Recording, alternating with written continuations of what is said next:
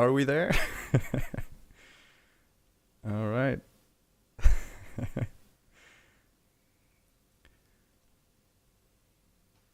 Hello, everybody.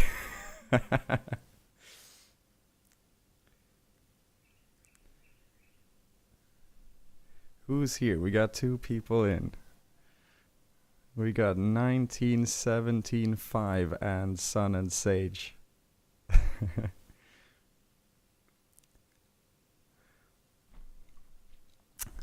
I don't really like it when um, broadcasters talk about broadcasting, but this is my first time doing this, so I'm gonna talk a little bit about broadcasting.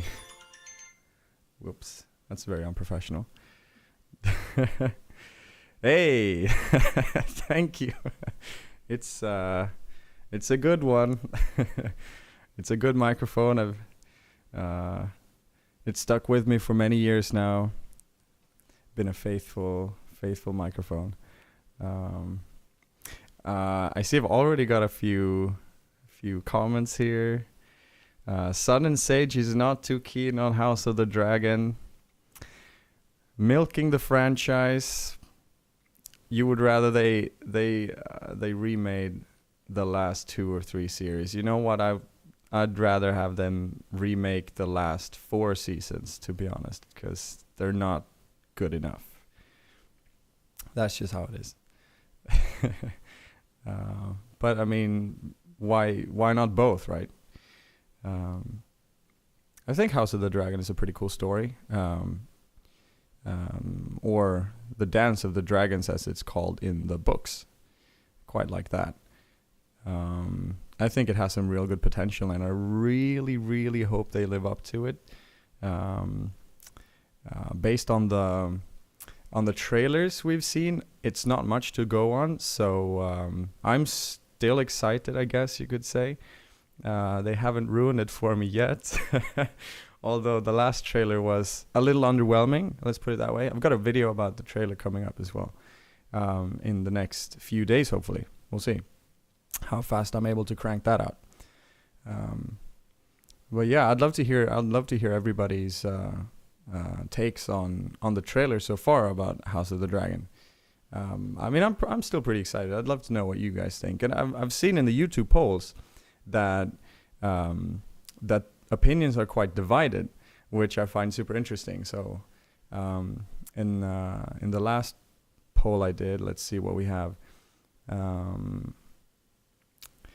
We got 52 people who are 52% of people whose opinions are unchanged about House of the Dragon after the last trailer came out. Was 22% have higher expectations and 25% of people have lower expectations. So it's a super even split, which I find super interesting. So we'll see. Michael has got hope for House of the Dragon. That's really good. Yeah, me too. Again, whoops, there's a spider in my microphone.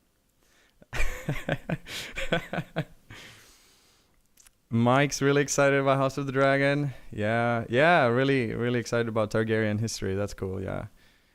I think George did a really good job with like fleshing out the Targaryen history and like the lore of Westeros as well. So that's really fun to see. That he like takes the time to really build up the world. I think that's super cool. And 1917.5 got some nice words to say about my videos. I really appreciate it. You guys, you guys know what the internet culture can be like, right? With everyone having their opinions and being so critical. Me, no, not least. But it's really nice to hear all the nice comments. I really take that to heart. You know, for every mean comment or negative comment, there's like 100 positive ones. So, yeah, I just wanted to say that I really appreciate all of you who continue to support me with nice comments. That really makes my day. Like, it genuinely does. I don't have time to read all the comments all the time, but yeah, it's just really nice to see that nice comments keep coming in, and it's just wonderful. Makes it all worth it, you know. Aha, aloha from Hawaii. Hi, Sosa D. Wayne. Welcome. All right, nice to see some people pouring in. That's really cool. Ooh, sorry, malicious. Yeah, sorry if I'm keeping you up. Don't stay up for me. Herzlichen vielen Dank, malicious. I really appreciate the kind words. And yeah, go to sleep. It's pretty late in Germany, isn't it? It's got to be in the middle of the night for you. No one asked, but I'm actually I am European myself, and I have lived in Germany, malicious. So howdy, neighbor. But right now I'm living in Indonesia. That's quite a bit away from Europe. And this is where I do my thing. It's not a huge gap from Europe in terms of time zones. It's only like 6 hours away from Central European time zone right now. Obviously, that makes it a little bit wonky when it comes to talking to people on the phone and all that stuff. But most of my crowd are. My viewers are from the United States and North America, which is pretty cool. And the time difference is so large from Indonesia to the United States that it actually is not a problem to do a stream like this right now. It's in the afternoon for people in the United States, and it's in the morning for me. So that works. Really unfortunate for my European viewers there, maybe. I'll have to accommodate you guys sometime as well, if this is a kind of stream that you guys appreciate. And thanks for the kind words, malicious, as well. And yeah, I am Scandinavian. That's right. I come from Sweden. And if you guys didn't already pick that up on my accent, I know there are some people out there who think I sound like I'm Irish, which I don't really, I don't really get it. But some people think I'm Irish, maybe because I actually pronounce my R's when I speak or something. I always felt like I was more inclined to imitate North American accent or something, because yeah, I've grown up watching all these American TV shows, right, and movies, and it just kind of, yeah, like the American accent just kind of comes a little more naturally than, say, the British ones. Just sounds, I don't know, just more natural or something. Yeah, that's what I gotta say about that.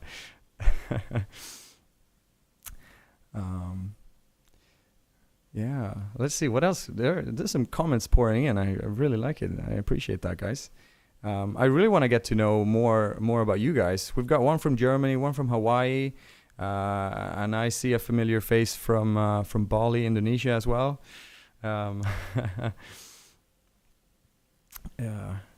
What are you guys up to? How was all of you guys' day? The people in Europe or the people in Hawaii? How are you guys' day? Tell me. And tell me some opinions about House of the Dragon and remakes of Game of Thrones. How would you have done it?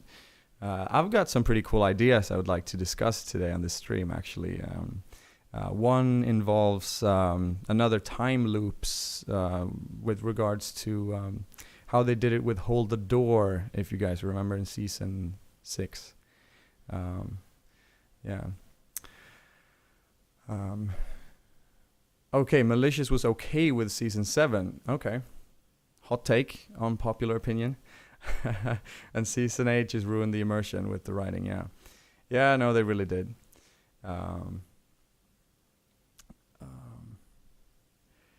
Yeah, and the the long night was just a really strange episode. Sosa, is onto something there. I mean, yeah. The trebuchets at the front lines, that was quite something, wasn't it?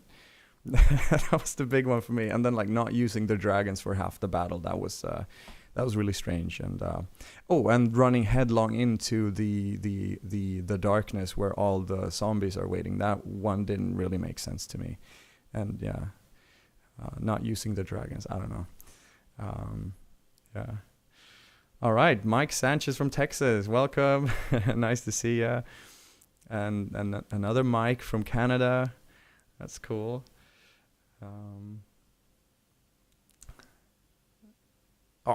Sunny and breezy in Honolulu, that's cool. Yeah, we got pretty nice weather here in Bali, Indonesia as well. We're very fortunate with the weather over here. They didn't end up doing anything with the wibbly wobbly stuff. What do you mean by that, Berlin? The wibbly wobbly stuff. What's that all about? The wibbly wobbly stuff.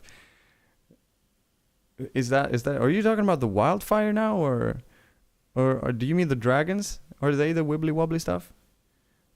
The wibbly wobbly? Or is it Jon's true identity as a Targaryen? Hey, Peyton. There's a familiar face. Welcome. Sosa wants to know about the food in Bali. Well, maybe y'all have heard about nasi goreng, which is pretty known food around the world. At least where I'm from, nasi goreng is something we had in food. I had at school for lunch. I didn't know that until I came to the country. So yeah, then they got really good pork skewers. Actually, that would be my favorite Balinese food. They got really good pork skewers. Sorry, Sun and Sage, but I really love pork skewers here. I know you're vegan, and I'm not supposed to advocate these things. Not really. It's not ethical, but I have to be honest. I have a weakness for the pork skewers.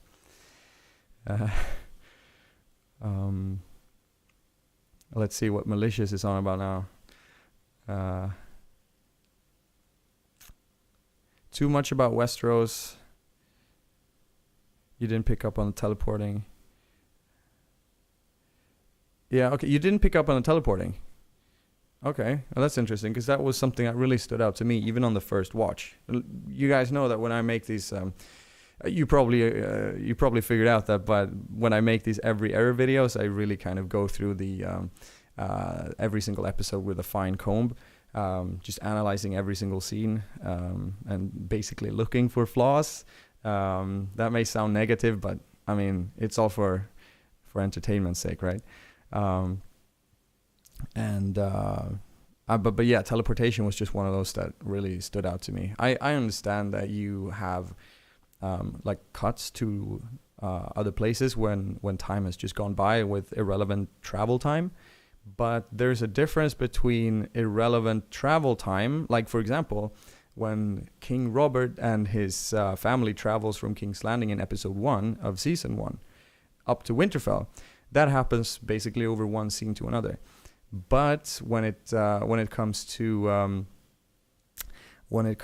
things like traveling from a battlefield to a castle in the middle of a war, where these types of logistics are really relevant, like highly relevant, and with all these resources being transported all over the continent, people sailing around the continent from one scene to another, that is not irrelevant travel time. That's highly relevant travel time. I've seen some people point that out in the comments, but I find that argument quite weak, seeing as it's teleportation. I mean, there's no getting around that. Or what do you guys think?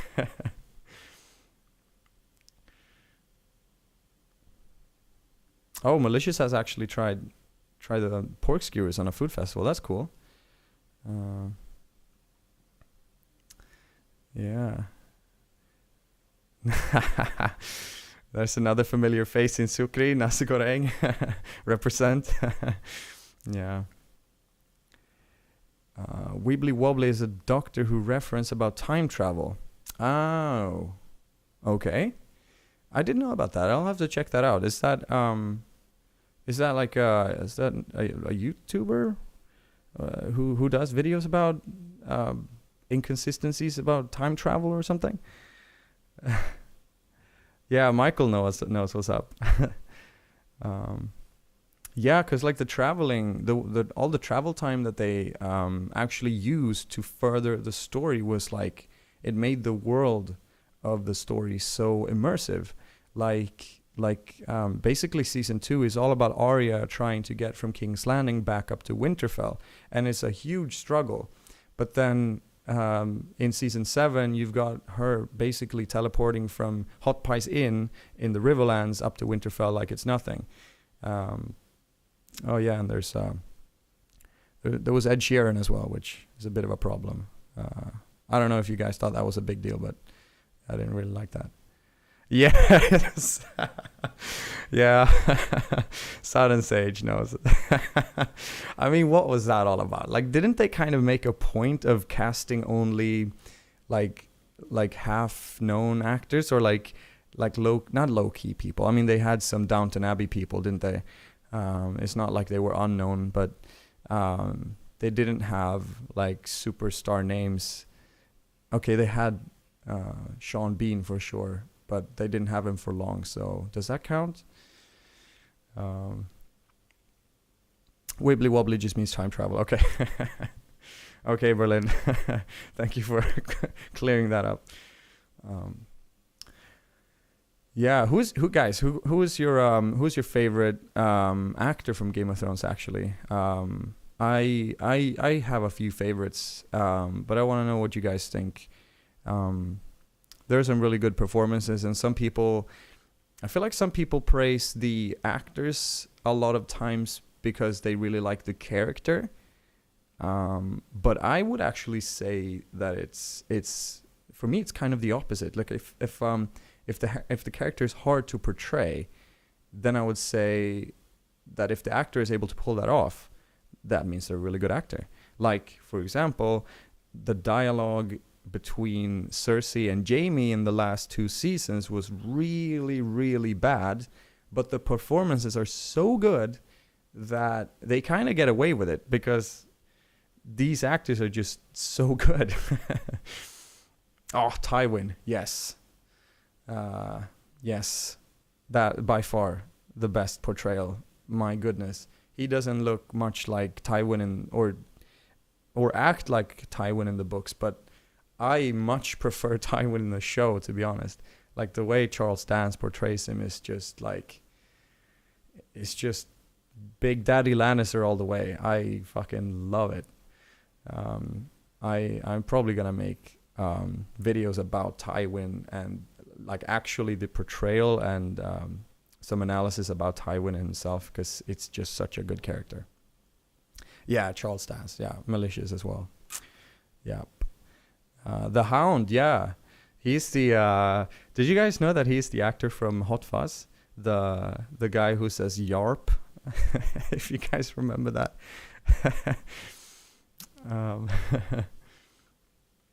Cameos always bothered me, says Malicious, because it ruins the yeah, it does ruin the immersion. You kind of don't want to associate the characters with the real world, do you? I kind of want to know what you guys feel about the upcoming House of the Dragon cast. Like, they got Matt Smith, who plays Doctor Who. I think he looks like a solid cast, because I haven't watched Doctor Who, so I don't have strong associations with him from other things. But I'd like to know what you guys think about that. Is Matt Smith a good choice to play Daemon Targaryen? And have you read the books, by the way, or the Fire and Blood book, where the House of the Dragon story comes from? It's not as substantial as Game of Thrones, of course, but it does have some pretty cool plot developments and all these things, betrayal and things like that. So I would recommend it if you have the time. It's really, really, really long. It's like I listen to the audiobook for to be more time effective with my reading, essentially. And this book is like 28 hours, I think, or more, Fire and Blood. But you only have to read certain chapters. There are, I think, 4 chapters or so about this particular time period. It's called The Fall of the Dragons, I think, inside the book. Yeah, something like that. The Scottish Oats advert guy. Is that the Hound, is it? Sun and Sage. Oh yeah, because he's from Scotland, yeah. Oh, there's actually a bit in the series where where his Scottish accent comes through, and I thought that was really strange. It's in season 7, and it is the part where he's talking to Beric Dondarrion, and he's like joking around about who would kill who if it ever came to them fighting again. So, and I was really kind of surprised they didn't do another take of that scene, because his accent changes. They're talking about how the Hound won the fight between them, and like Beric Dondarrion says like, oh, the Lord of Light's on my side, but somehow you were still allowed to win this fight, and then the Hound says, I won because I was better than you, Beric, or something like that. It's like really thick Scottish accent, and I was like, why didn't they do another take when he has his normal Hound accent, Yeah.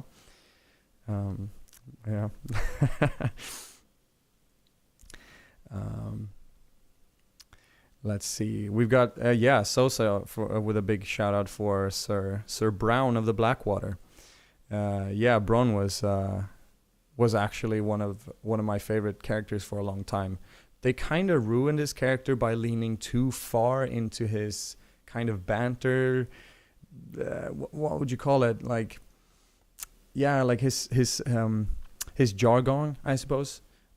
In the later seasons, like maybe 6, 7, and 8, in the sense that he was this really careless guy. I mean, he was pretty much like that, but I think they just kind of leaned in a little too hard and they tried too hard, in my opinion. But then again, I'm just maybe just looking for errors.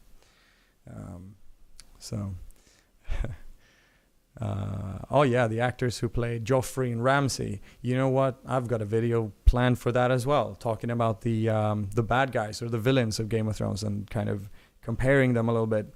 And one of the points I'll be making about Joffrey and Ramsay is about how they very nicely escalated things from, like, how do you make a really, like, a truly, like, how do you replace Joffrey after he dies?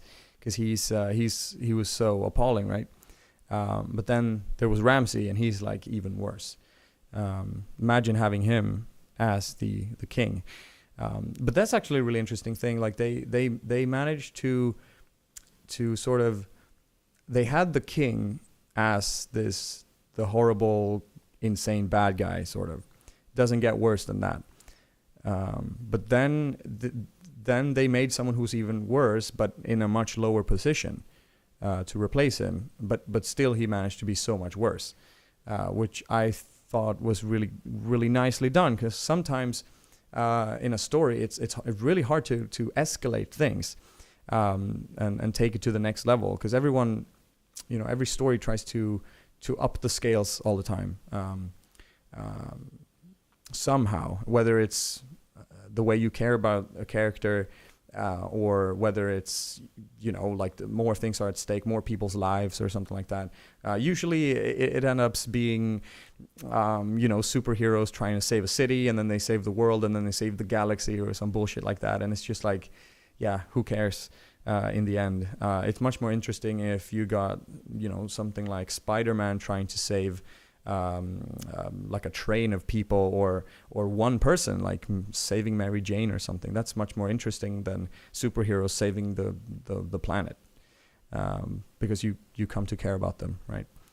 But yeah, Escalation is really hard. But they did that really well with Ramsay after Joffrey, I would say. Yeah. The child actors were so much better than they usually are, says Berlin. Yes. That's that the casting for children was really, really good. Like they had some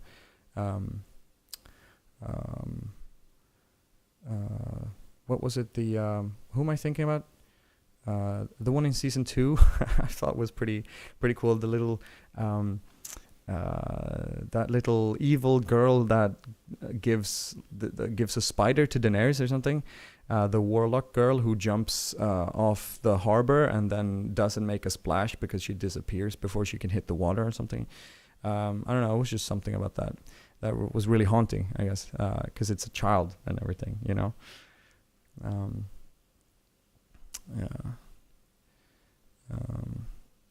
Yeah, with the Scottish accent, that was probably a lazy excuse, like you say, Malicious. I think you're right about that.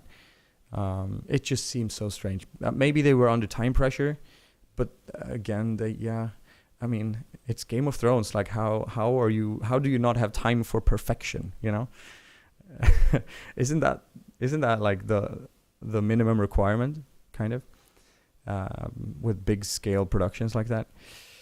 Who knows? Yeah. And then about Ramsay being really, really brilliant. Yeah.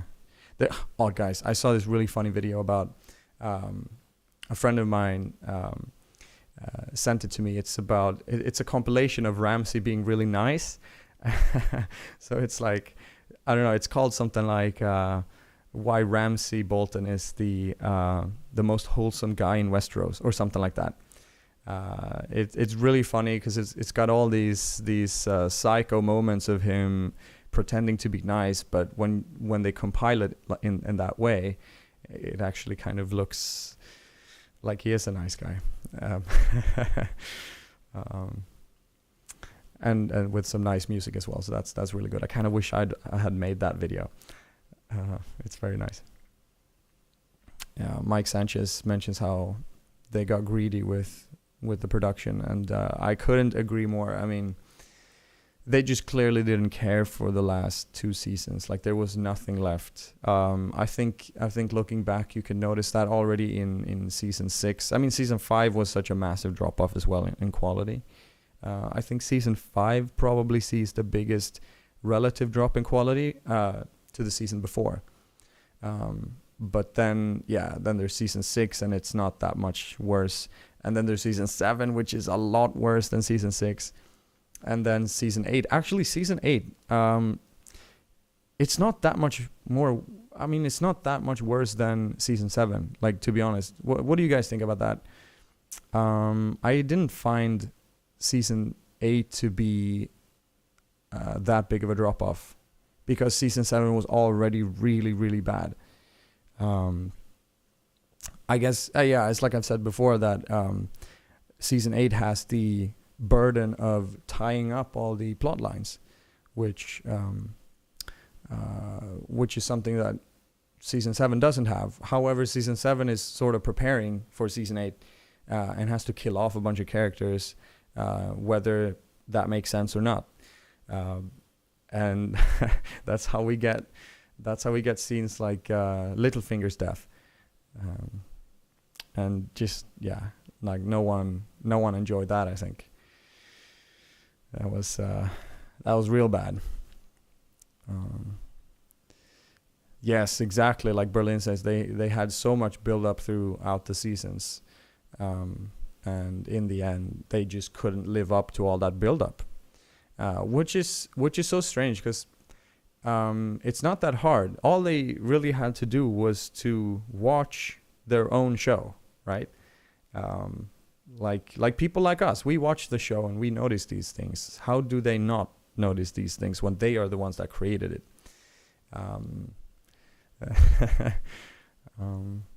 but yeah, you just I would imagine that to be a writer of like such a high level production, that they would at least be familiar with what's come before it, right? So that they would at least like rewatch all the seasons before they start writing the next season, and then after that have layers and layers of fact checking to make sure that what they say or what they do in the series makes sense with what's happened before, and just keep it consistent. I mean, that's the bare minimum, isn't it? To keep things consistent, even if it's not groundbreaking and, you know, having all these what the hell moments like they said they had were going for. Like the producers literally stated that they were going for these like oh my god moments, and there were going to be a few of them. And the first one was Ned Stark's death, I guess, and the second one was the Red Wedding, and then the third one is when Shireen is sacrificed. So these are the oh my god moments, and I kind of think they got a little too carried away with that, to be honest, because I mean those moments were only like oh my god moments because of the good build-up, and then in the end it just kind of, you know, if you have if you would count Daenerys going crazy from hearing the bells ring as one of those moments that would subvert everyone's expectations, then I don't know. You need some build up for that, not just like 2 episodes where she's looking out a window or looking paranoid or whatever. Well, that's not even 2 episodes, it's like 1 episode. So this supposed build up happens basically in 1 episode, of her going from being completely sane and composed to going absolutely bananas. But yeah, so actually, guys, I wanted to run a theory by you, because I have this theory about how Game of Thrones is going to end in the books, and I wholeheartedly believe that that Daenerys is going to go crazy. And I don't really see I don't see the argument that a lot of people make comments about how Daenerys was like she was going crazy already from season 1 or from the first book, for example, that this seed is planted really early. But I recently reread the first book and I'm on the second book right now, and the craziest thing she did, I mean, she stepped into the fire, but then again, she knew that death pays for life and all this stuff. So she was just kind of making a, what you call it, educated leap of faith or something. Can you call it that? So yeah, no, but like, and in the second book, she, like everyone else, assumes that the comet that appears in the sky is a sign meant for her. So it's like a thing all over the story that everybody looks at this comet and they see a different sign. So the Lannisters see that the comet is red, so they say that, oh yeah, it's a crimson comet, so it's like it's the Lannister colors, crimson and yellow. And you've got the Stark seeing the comet, or the Tullys seeing the comet, and they see a jumping red fish because that's the logo for their house. And the logo for their house, wow, that's not the right word. The sigil of their house, that's more like it. And then you got Daenerys, who sees that as a sign for the birth of her dragons, because they were born kind of right before the comet comes, and that is, I don't know if that's a sign of madness, because everybody's mad if that's the case, you know. It's just a little bit, she's being full of herself, thinking that the comet is for her, just like everyone else. But that's about as crazy as she gets in the first like 1.5 books, to be honest. So I don't really see it. I do believe that she will go crazy though, because it makes sense. I kind of like that development, personally. I like that, and I'd like to see it done well. That's it. I'll take anything as long as it's properly built up to and properly paid off. That's it. Don't really need more than that. But I was thinking, okay, so this is my theory. I was thinking that that they would actually, and hold your horses now, I was thinking that towards the end of Game of Thrones, they could actually use Bran to fight the White Walkers, you know, like to actually use Bran for something.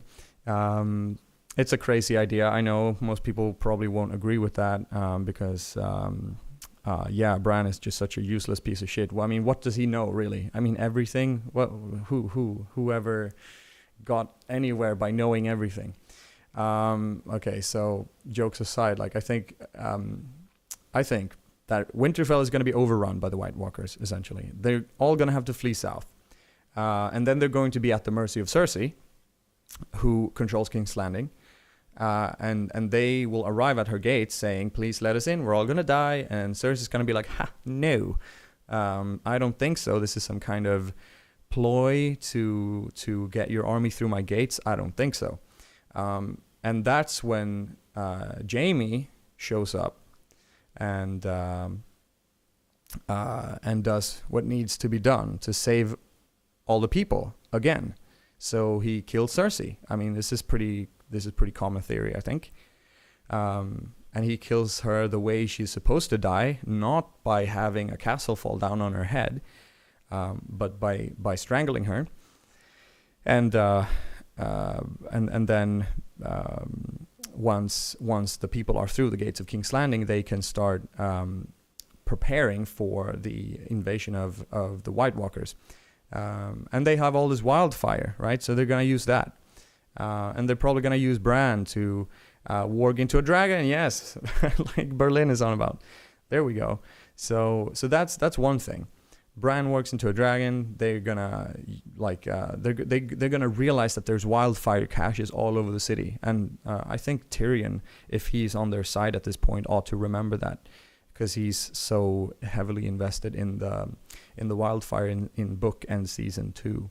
So what I think might happen is to have a similar time loop, as it were, with Hodor. So in order to know where all these wildfire caches are, because it's only Tyrion never found that out. He just spoke to the pyromancers in King's Landing when he ordered his wildfire to fend off Stannis' invasion. So no one really knows where all these caches are, and they would have to probably evacuate people who would be close to those caches, and then use those caches to burn up the White Walkers, probably, or maybe.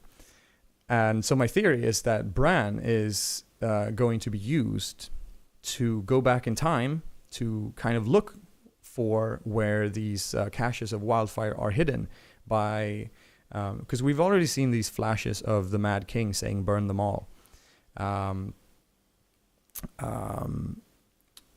So we know that Bran is able to see King's Landing. Whether that's an error or not, I don't actually know, because is he able to only see through the heart trees? I'm not even sure anymore. I've forgotten. But anyway, so which came first, Hodor or the egg? Basically, what I think is going to happen is Bran is going to go back into the past and look for the caches of wildfire by going to the Mad King, like early on when he's planning these caches with the pyromancers. But what happens in that moment, because we all know that he can transmit thoughts and intentions, right, back into the past, either willfully or by accident. So what I think is that something is going to happen in the real, in the present timeline. So Bran is all warged out, spaced out, warging into the past. And next to him in the present, Daenerys has to make a really tough decision with regards to maybe saving people, letting them be taken by the White Walkers, or should they send in their dragons to kill the White Walkers? But that would also kill a bunch of people. So basically, do they, like in raining fire on the White Walkers, they would also kill a bunch of people. And what she does is she has to make a really tough decision of just burning all the White Walkers. So she says, burn them all. Okay, this is a little bit specific, but yeah, this is my theory. I kind of like it. So she says, burn them all, right next to Bran, who is in the past, looking at the Mad King Aerys before he's actually mad. So this notion of Daenerys saying, burn them all, is transmitted through Bran back into the past, and then it inflicts Aerys, and that's where he gets the notion to burn them all. So he gets it from Daenerys, and yeah, I just kind of like how that kind of so the madness comes from Daenerys, and then Daenerys is born, and then she's kind of doomed to inflict her father and then herself with madness or something, and then she actually goes mad at some point. Maybe, I don't know how that would be done. I haven't come that far in my theory, and Jon has to kill her, maybe. But yeah, so basically a time loop of Daenerys saying burn them all, and that inflicting her father Aerys to go crazy with that notion to burn them all. That's my theory. What do you guys think about that? Do you agree with that, or is that a little too far-fetched? Maybe.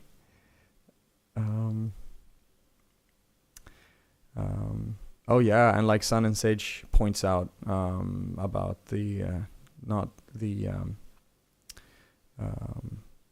about the other fire people, the worshippers of the Red God, Melisandre and all those people, whatever happened to them? Who was Azor Ahai? Maybe that could be connected to... Yeah, because like I was thinking that when... I mean, if Jon actually is the one to kill Daenerys, but maybe he has come to love her at that point, and he would kill her, and then by killing her, producing the sword, Lightbringer, that would come from that sort of sacrifice. If you guys don't know the story, the Rolor, or the religion of the Red God, includes the story of Azor Ahai, who forged a sword for many, was it like 30 days and 30 nights, and then when he but yeah, the sword was no good. That's essentially, Jesus, I just read this story, man. I don't remember how it goes, but yeah, the first sword he created was no good, and then he made a second sword, and it too was no good. It broke. The first two swords broke somehow when he put the sword into the water for cooling down or something.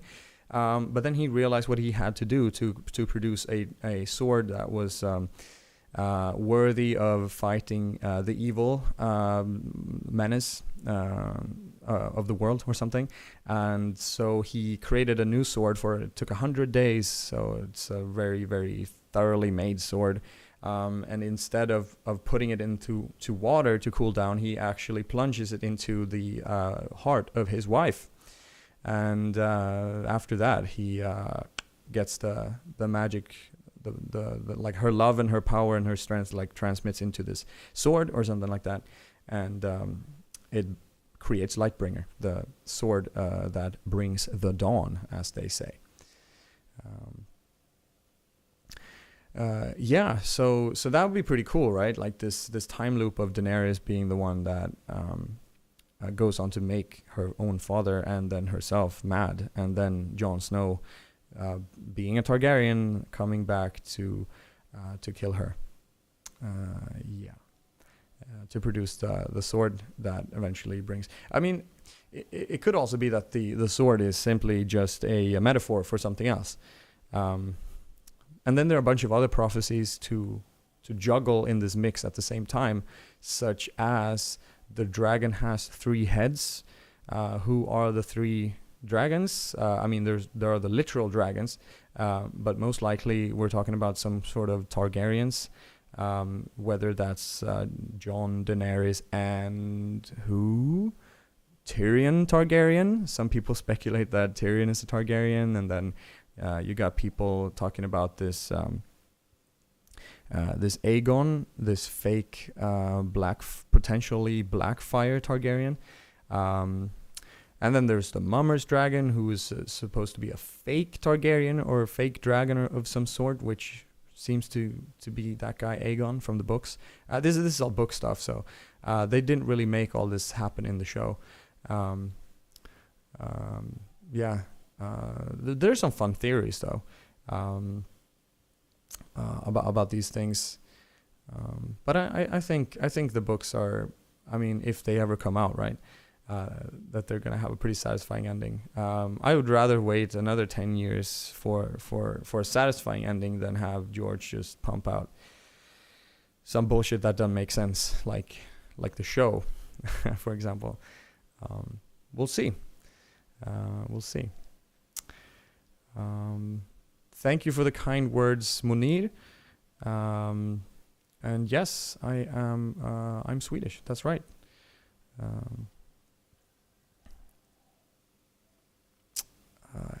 Who will ride the 3rd dragon? Yeah, I was thinking it's gonna be Bran. I mean, that makes the most sense for Bran, because there's always this talk about how Bran is never gonna walk again, but he will fly.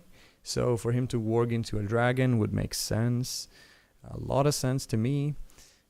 That's what I always kind of expected. So I was really surprised not to see that in the show.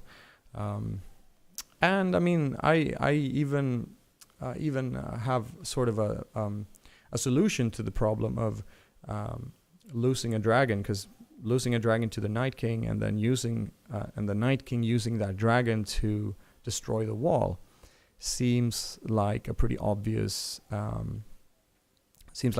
trope.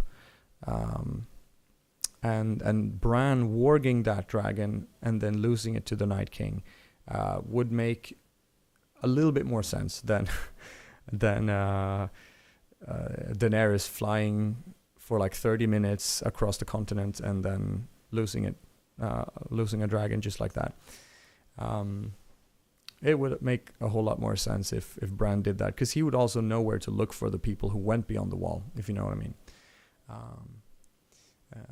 Although the dragons are supposedly not able to go beyond the wall because of magic and whatever else, so they probably shouldn't be going. Maybe in the books, the Night King will strategically throw his javelin like over the wall, and then be lucky enough to hit the dragon on the other side, and then I don't know, remotely warg into, or like remotely raise him up from the dead, and then destroy the wall from the other side. Probably not. But yeah, who will ride the 3rd dragon? I think it's gonna be Bran. That's what I'm guessing. I've been talking for almost an hour. I'm gonna have to drink some water, guys.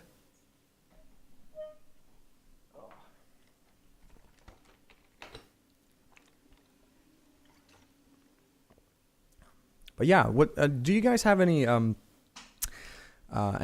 predictions or hopes for how the book will end? Or I mean, if it ends, could be that the Winds of Winter. The Winds of Winter is supposedly the second last book, and then there's a Dream of Spring after that. So, you know, there's a lot of Game of Thrones still coming out.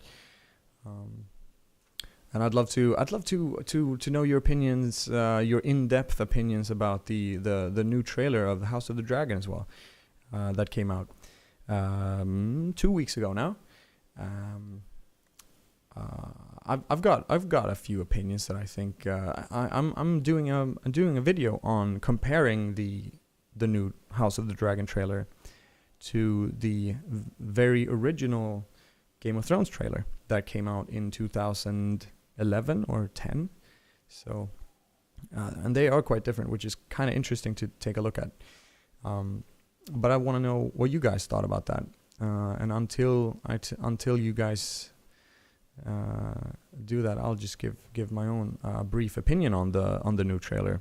The thing that stands out the most, I would say, about the new House of the Dragon trailer is how it doesn't let us know much. Doesn't let us know really what the story is about. Of course, we already know from reading the source material, the book. But there are people who haven't read the book, believe it or not. And so from that perspective, the trailer doesn't really give off much. And that's not very nice to people who've not read the books, to newcomers of the story. And it seems that the story is kind of catered towards fans of Game of Thrones, like who are already fans, which is a little bit unfair, I guess.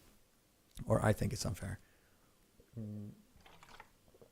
In the original Game of Thrones trailer, there were lengthy quotes, long lines of dialogue that actually said something about the characters and the location and the time in question. But in this new trailer, it's basically just one-liners.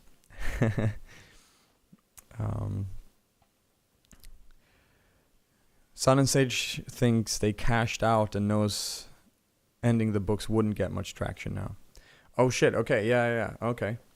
Yeah, that could be. As I understand it from George R.R. Martin, the author of Game of Thrones' blog, he is still writing the books in his own very slow pace, and he seems to be focused on other work. Is prioritizing other work. So that's why the books are taking so long, and maybe he has. I actually, to be honest, I suspect that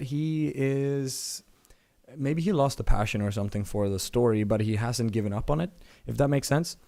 And maybe he's just enjoying his life. He's kind of old. He's in his 70s now, isn't he?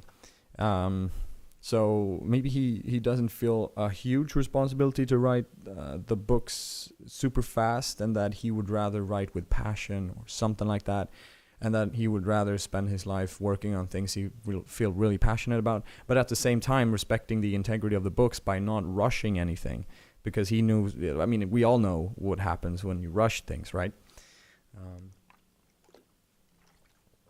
The fact that he's old and might pass away before the book is published is a huge worry. He does have assistants, though, as I understand it. Like there were co-authors to Fire and Blood, which is the book that House of the Dragon is based on. So it seems that he has people around him that could probably finish the books for him. But then again, he has spoken about how he doesn't like it when people write inside of other people's worlds. So basically, he doesn't like fan fiction. And having other writers come in and do his job for him would pretty much be fan fiction.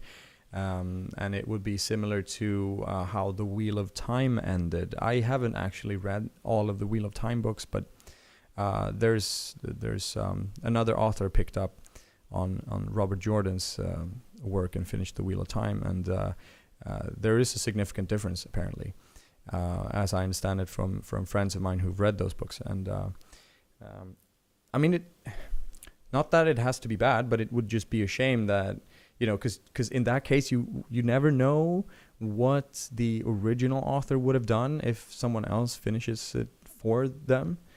If that makes sense.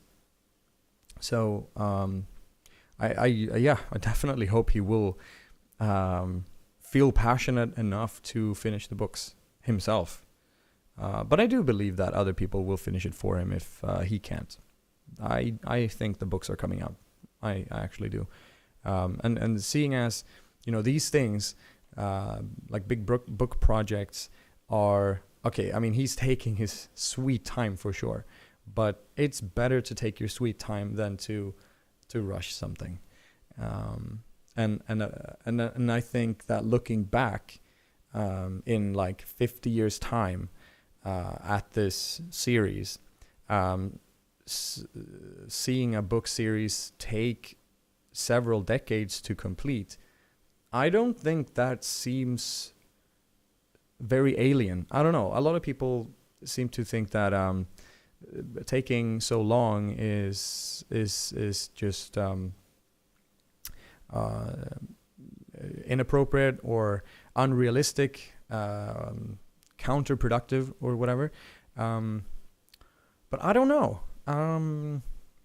Because I mean, it's a work of literature, right? So it's communicating ideas and a style and all these things, and it just seems to me that it's kind of timeless. And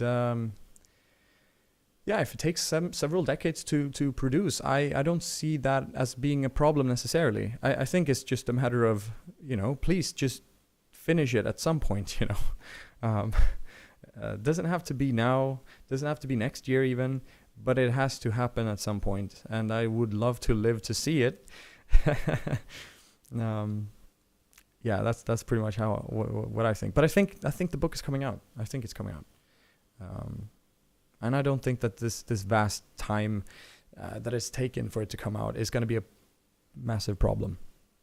But that's just me being optimistic, because I believe that George R. R. Martin is such a talented writer that I think he knows what he's doing. It seems like he is, and it's his life's work. So I mean, why would he give up on that? But yeah, I totally understand the worries about the books. I mean, yeah.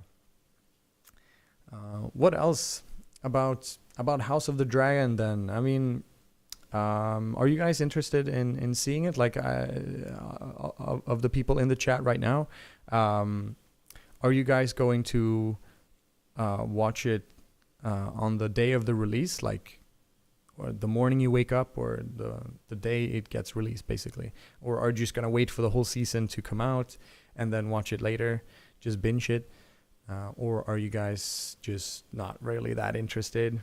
Or are you gonna wait and see what people say about it? Is it gonna be another season 8?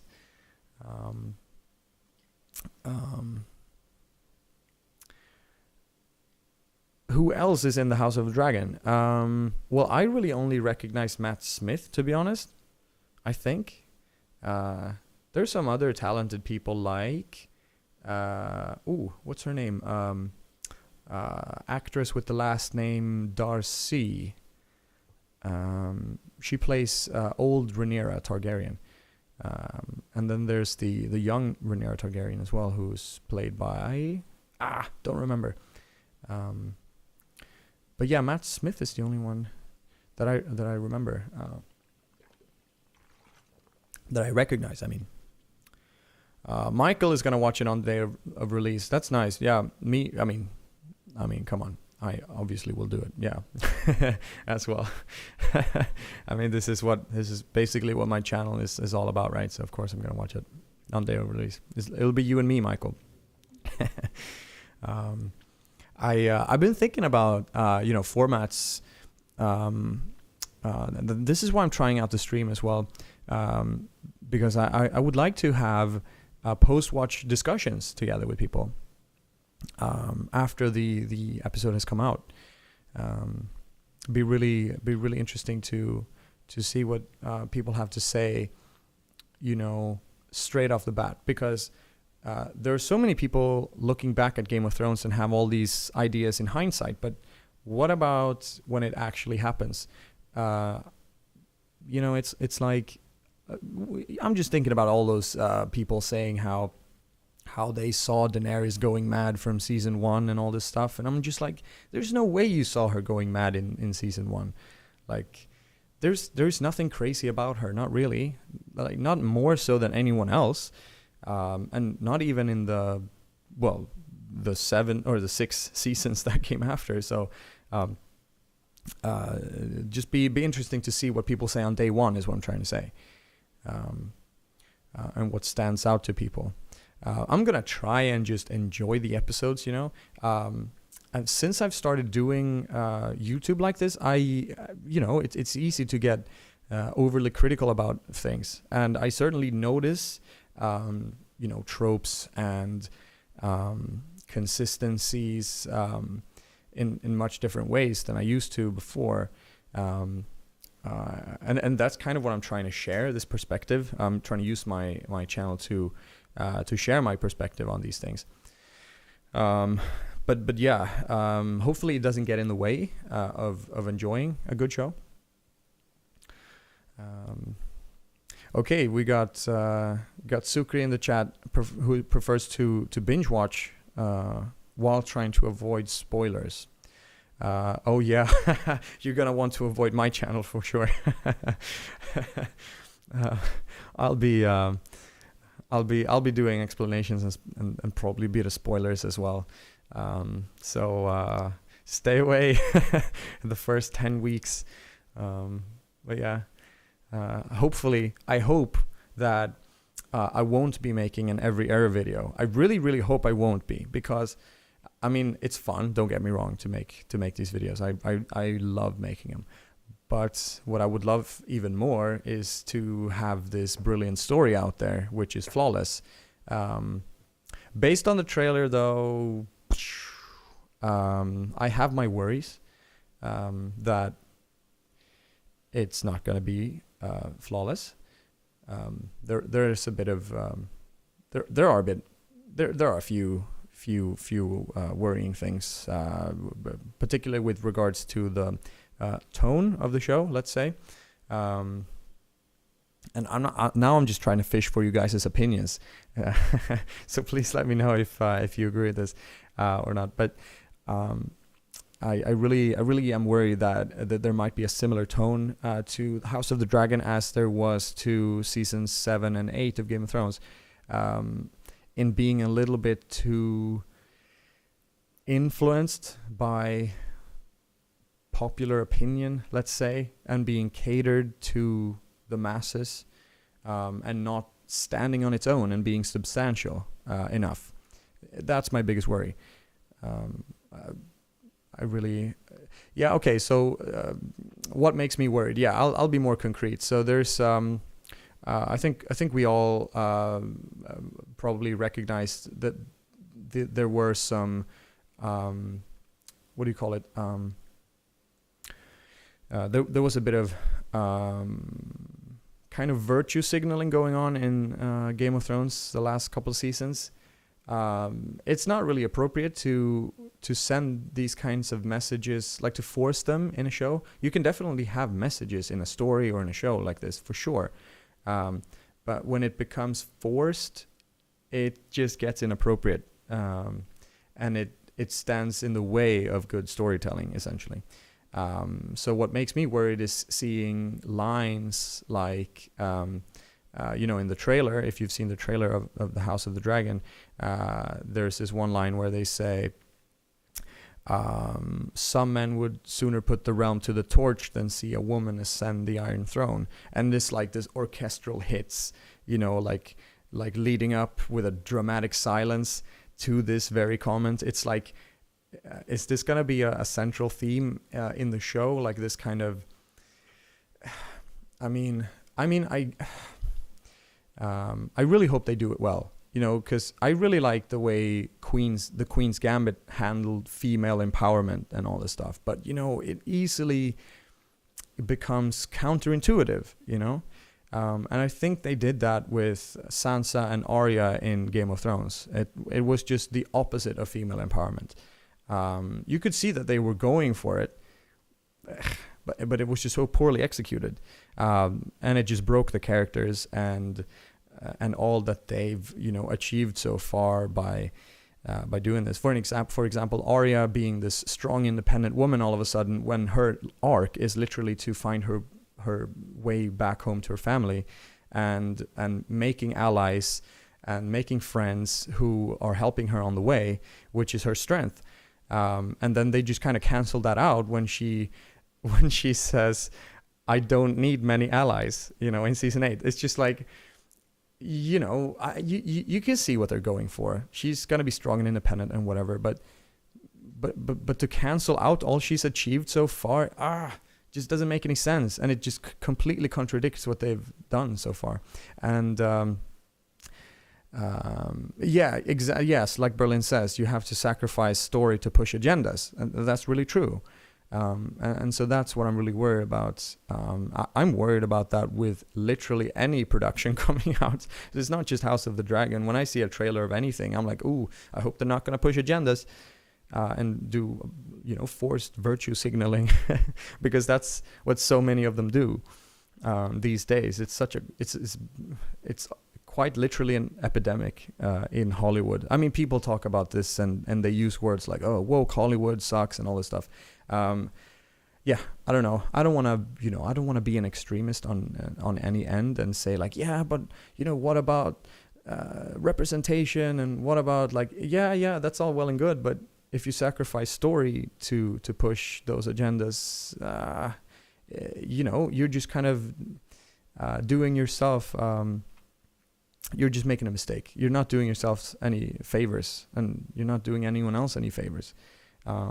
So having really qualitative characters, like female characters, like Game of Thrones has or had until they broke them, that's how you really do female empowerment, for example, or any other kind of empowerment or representation. You just make them solid, qualitative characters, and that's what true kind of that's what good storytelling is, and that's what good representation is, to just have solid characters. And I think if you have a solid character, anyone will be able to identify with that, regardless of what they look like or gender or things like that, regardless of what they may be going through, as long as it's realistic and solid. These are the core elements of a character, sort of. So I really, really, really hope that they will push for this, because they really have a good opportunity to do that. This story is full of intrigues and betrayal and politics, and it's much like Game of Thrones, the original Game of Thrones story.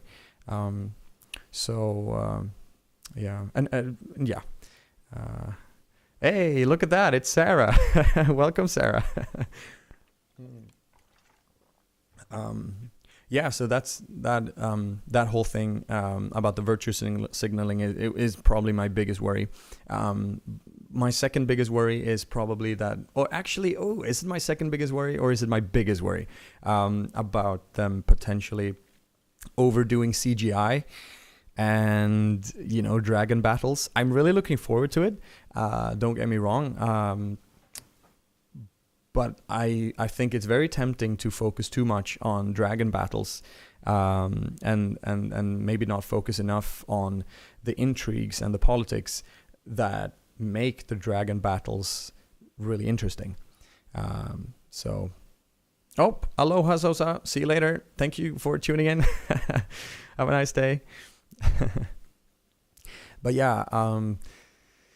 the substantial intrigues leading up to any battle, and especially dragon battles, I really hope they nail the build up. They've got the full 10 episodes for the season, and I really hope they use that to build up a lot of substantial climaxes. I mean, if you look at the Red Wedding, for example, that's just like 3 seasons of really good build up, and then a shocking execution, literally, and it just that's how you do it. 10 episodes is probably enough to tell this entire story, but I suspect that having 2 or 3 seasons would be even better, because you really want to come to care about these characters, especially if you have like timelines, like you got young Rhaenyra Targaryen and you got old Rhaenyra Targaryen. So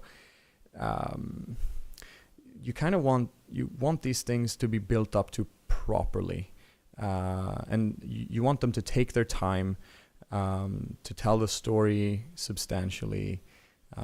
And then when the climaxes come with all these battles and dragons killing each other, you want that to mean something. You want that to really, you want to feel like, you know, whoever wins or loses this battle is gonna break your heart, you know, because you've come to care about these characters and you don't want either of them to die, probably. But one of them will, or both will in some cases. Maybe I'm spoiling too much.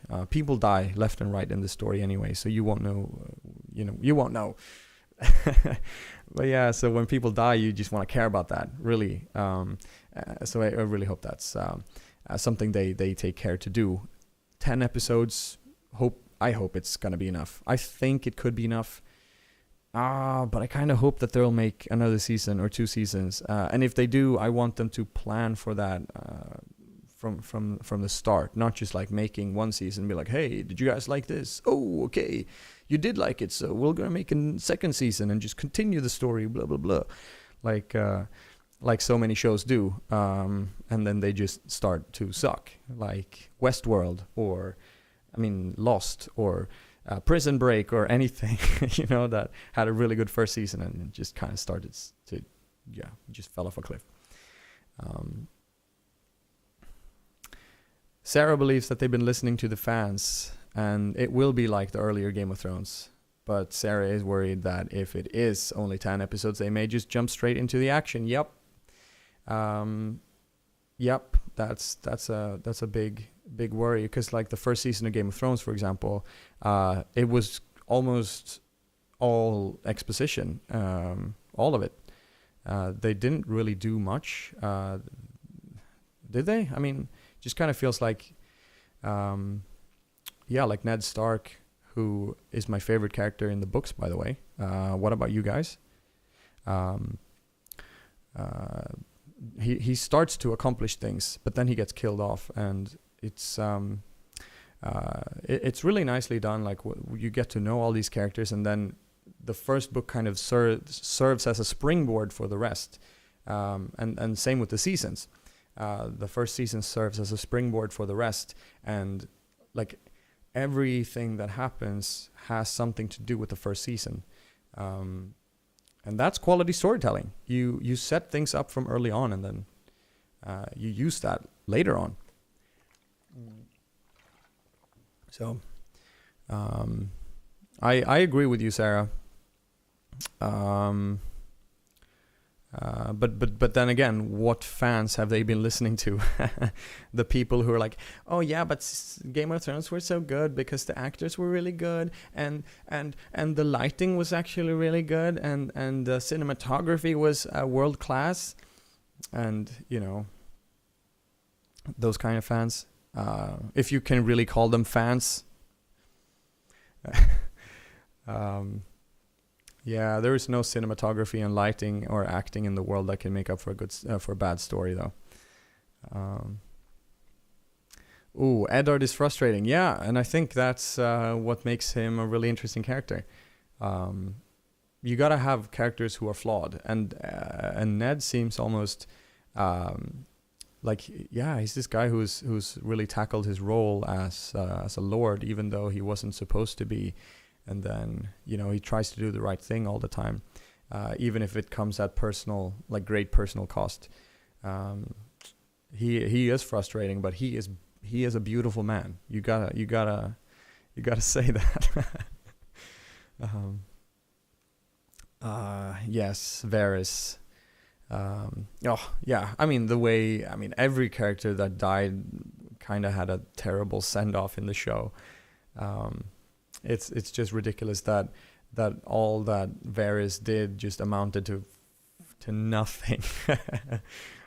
Same as Littlefinger. I mean, he had such a long journey, subtle, clever, always there in the background, scheming, and then just to be cut off like that, and all his work meaning nothing in the end. Berlin has a soft spot for the Hound. Yeah, I mean, he's a really cool character, and I noticed when I read the books the first time, I didn't really, think much of him.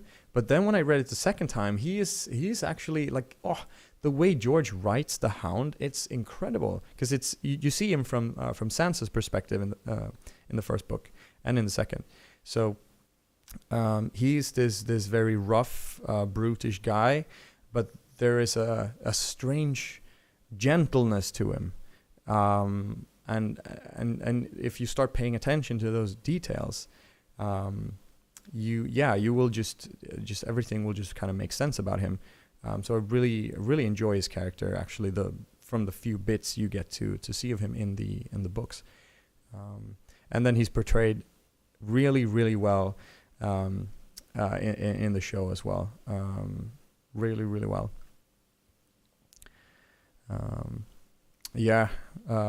Ned Stark, Sean Bean. I mean, I don't think they could have found a better actor to play him, to be honest. He is, I mean, like if you look at his face in season 1, like in episode 1, everything about Sean Bean's portrayal is just like the subtleties, like when you know what's coming, and it's just a really, really good performance. Like season 1 of Game of Thrones it's just peak TV.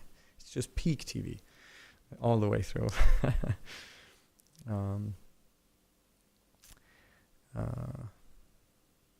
Nobody had last words. Well, Littlefinger certainly had last words. It was, "Sansa, please." And that, I don't know. That was just pretty ridiculous. I wish he didn't have last words.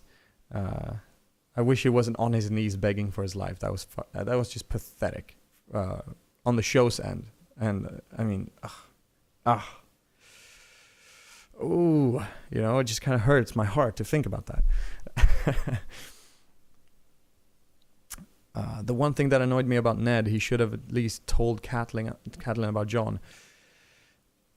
Yeah, she was obviously an honorable character too, and Jon could have had a better life. Yeah. I guess the secret of Jon's true identity is a little bit. It's very convenient for the story, isn't it? But yeah. I guess, yeah. Should he have told her though? I mean, she did have some strong resentment against Jon, right? So maybe, I don't know, would she have gone so far as to allow that secret to have him killed? Maybe it makes sense for Ned to keep that secret no matter what and just not risk it, But then again, why would he tell Jon that he would speak about his mother the next time they see each other? Why couldn't he just kind of do it before they left for opposite sides of the continent, Why? I guess that's a question I'd like to have answered. Jaime's arc. Jaime's arc is just it's up there with Zuko from Avatar: The Last Airbender, isn't it? In terms of redemption arcs, I think it's just so strange how they went with Jaime's arc in the show, because it has all the potential to be so satisfying. Yeah, it's predictable, but I mean, it's so good. So it's a freebie, Like you could just it's a tap in. You just score the goal, and Jaime was supposed to redeem himself like by killing Cersei. I mean, it's pretty obvious, isn't it? There's the prophecy about the little brother killing her makes a lot of sense if he does it. If he actually, like, that would be the ultimate kind of honorable thing to do if Cersei goes evil, and then Jaime is the one to do what he knows is right, So just kind of doesn't make any sense for him not to kill her.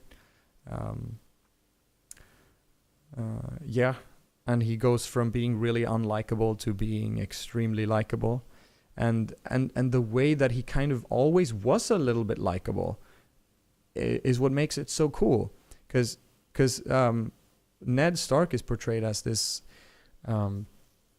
He's portrayed as a good guy, and so when he confronts Jaime about killing Aerys, the king that he was sworn to protect, and he's like, I saved a bunch of people by killing him, and then Ned's like, is that how you sleep at night?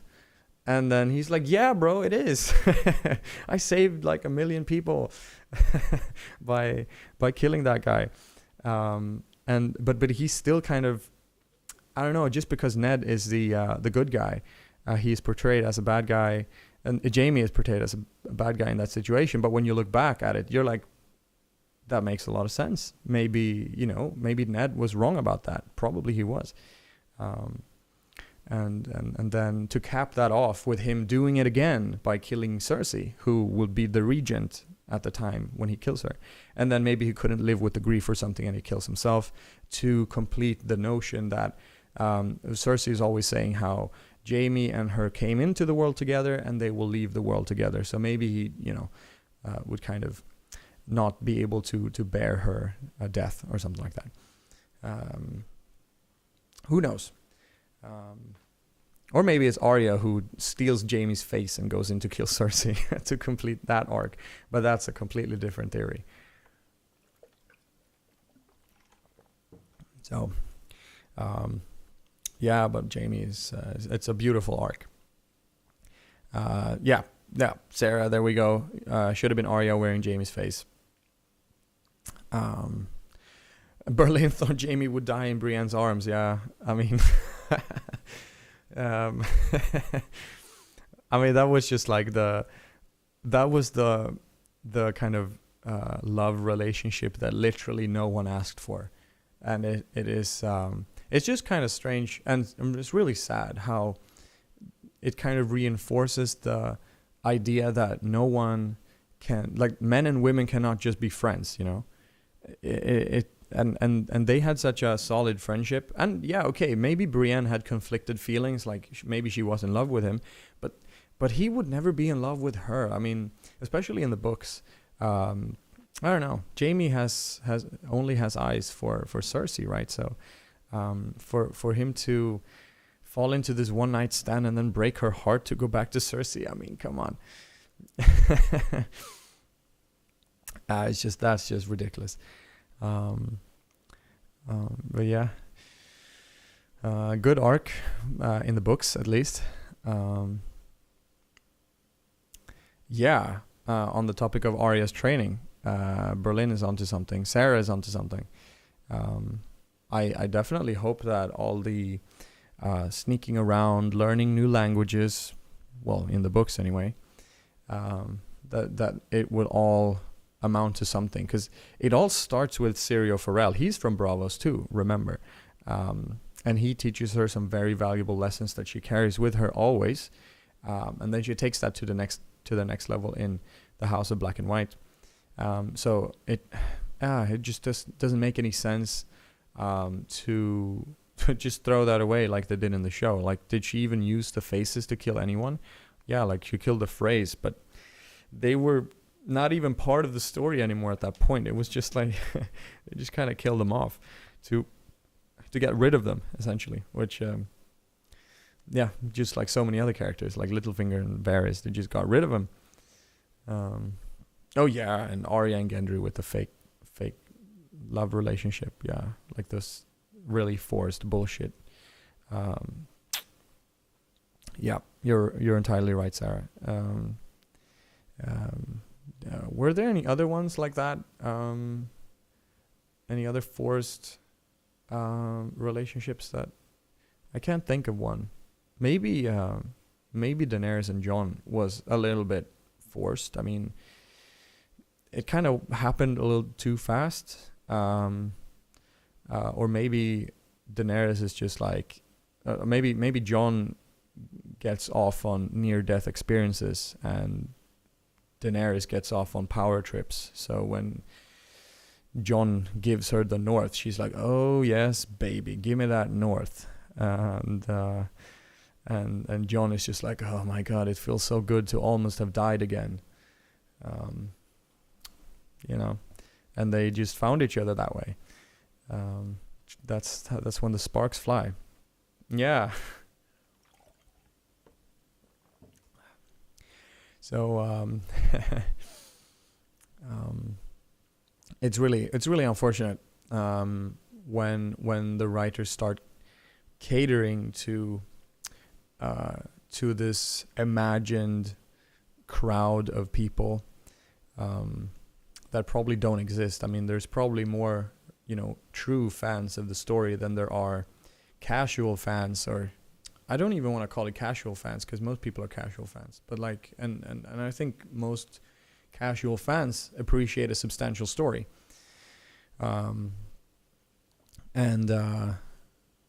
Yeah, like if they would have just kept it consistent and substantial, I think it would. No one would have complained, because no one complained about the first 4 seasons, for example. And well, there were some people who didn't like how it was different from the books. I get that.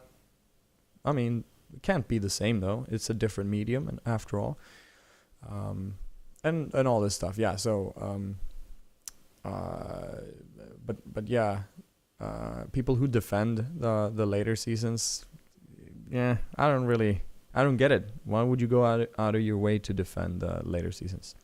But yeah.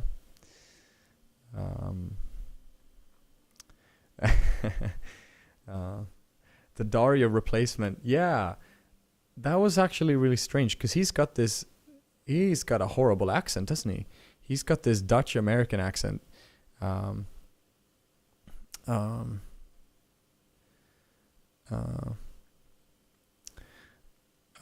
Yeah, like the first Dario he looked like Game of Thrones, like he looked like something you would see in like he's a bit similar to Jason Momoa, isn't he? Like this kind of he would be in a fantasy story or a sci-fi story or something like Stargate or some shit. I think Jason Momoa was in Stargate, wasn't he? That's why I'm thinking about that. And the original Dario, yeah, he was more like in the books, I think, a more faithful portrayal, whilst the new Dario, I mean, the accent is just really alien. Doesn't make any sense. If he grew up in Marine, then why wouldn't he have more of a Middle Eastern accent, or at least have this generic common tongue English accent, But having a Dutch American hybrid accent, I don't know, man. But thinking about that just kind of makes me all the more impressed with how Nikolai Kostai Waldau, the actor of Jaime, how he puts on a very good accent, even though his Danish accent is much more, is so different from from how he sounds like when he's Jaime Lannister. Sorry, that's a bad Danish accent. But yeah, he does that so well. And then the new Dario does not do that very well. Yeah, the first Dario, he was kicked off, was he? Oh, okay. I thought he left it because he had other commitments, which is strange. Oh, inappropriate sexual remarks about Missandei. I mean, maybe he was just in character, you know what I mean? Maybe he was just really doing a really, really good job. And then he was kicked for it. See, that's what woke Hollywood gets you. When someone is really leaning into the character and doing an amazing job, they just kick them. No. Yeah, first Dario was really hot. I think second Dario is pretty hot too, but I mean, it's just that he's so different from the first Dario that if I could choose, I'd choose the first Dario too. Yeah. Euron's adaptation was really, really poor. I don't think it's the actor's fault though. I think he did well enough, you know. But he's not scary, you know. He's yeah.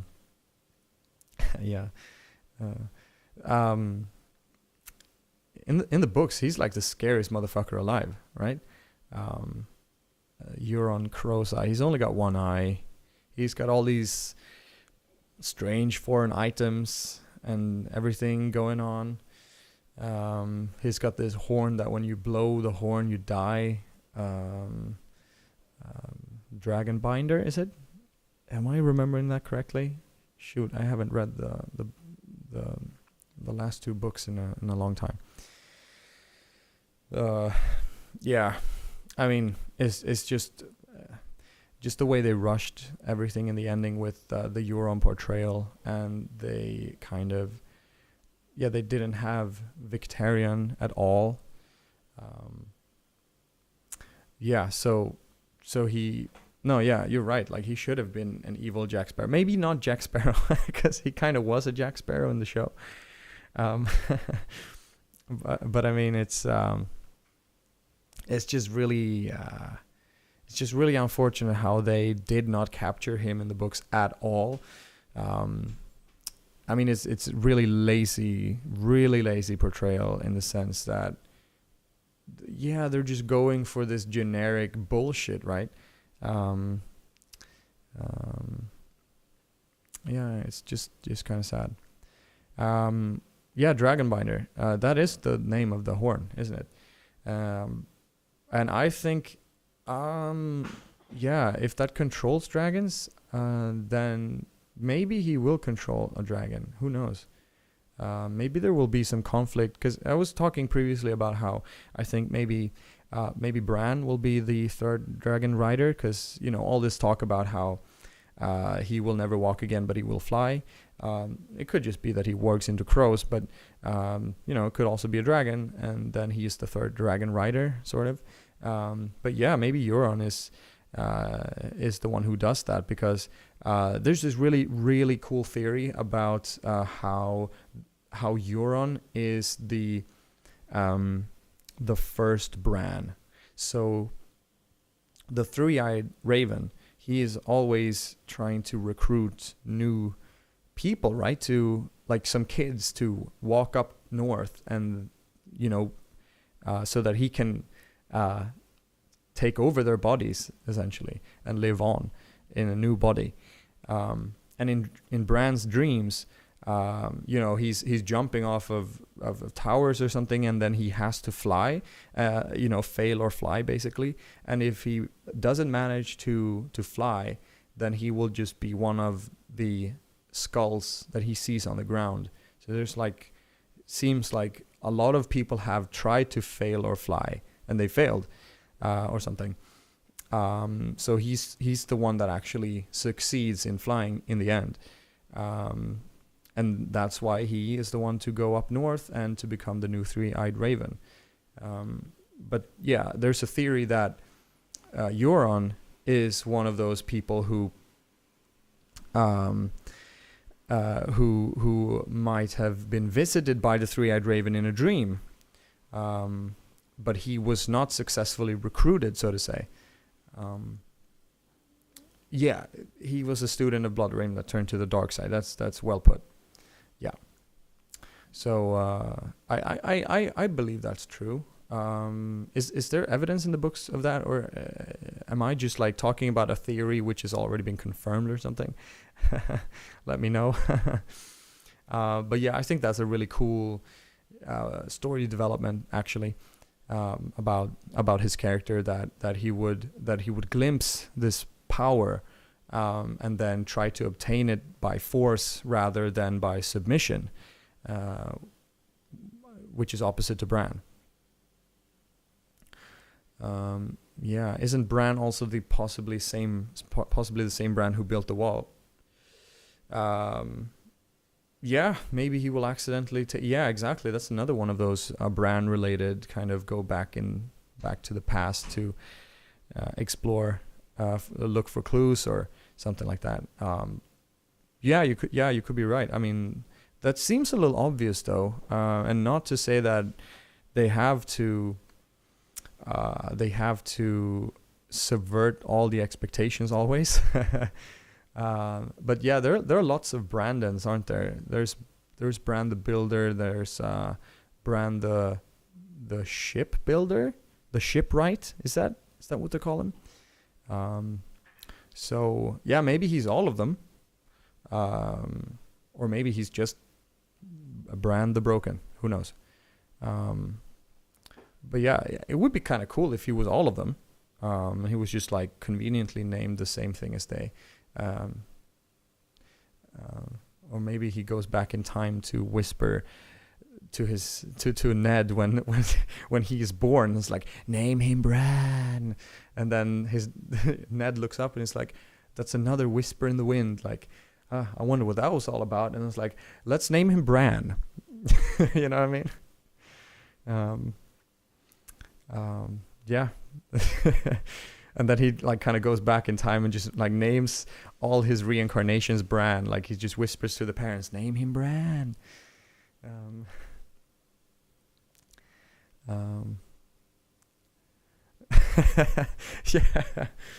Yeah.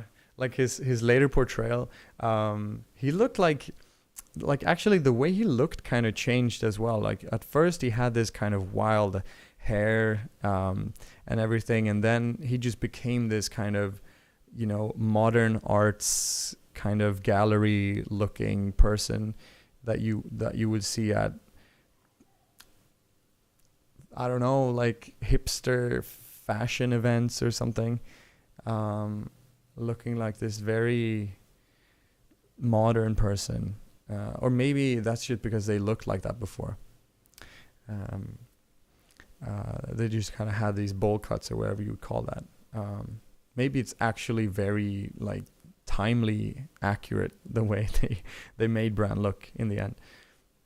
But yeah, blank stare and just like, okay, good talking to you, Bran. I can never be lord of anything. Okay. Why is that, Bran? I'm the three-eyed raven now. Oh my goodness, what does that mean? Three-eyed raven, huh? And he's like, it means I know everything. Okay then, very well. Well, good luck with that, Bran. We will not use that knowledge for anything though. But you sit there and have a good day. Let me know if you need anything, you know, kind of. Like no one really inquires more about that. When he says that he knows everything, everyone's just like, okay, whatever you say, buddy. And he never, yeah. You know, this is Brandon Stark. How do I know that's true? I'm the three-eyed raven now. Welcome to the castle. I don't know. Yeah, Bran was just kind of weirdly portrayed. Oh, anyway. Okay, but Berlin and Sarah, hit me with your biggest predictions for. Hit me just read your comment, Berlin.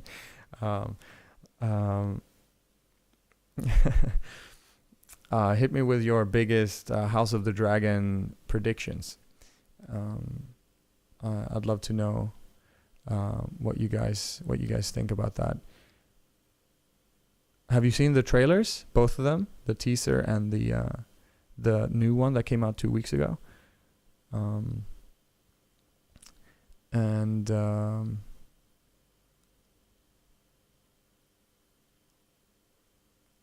Yeah, just like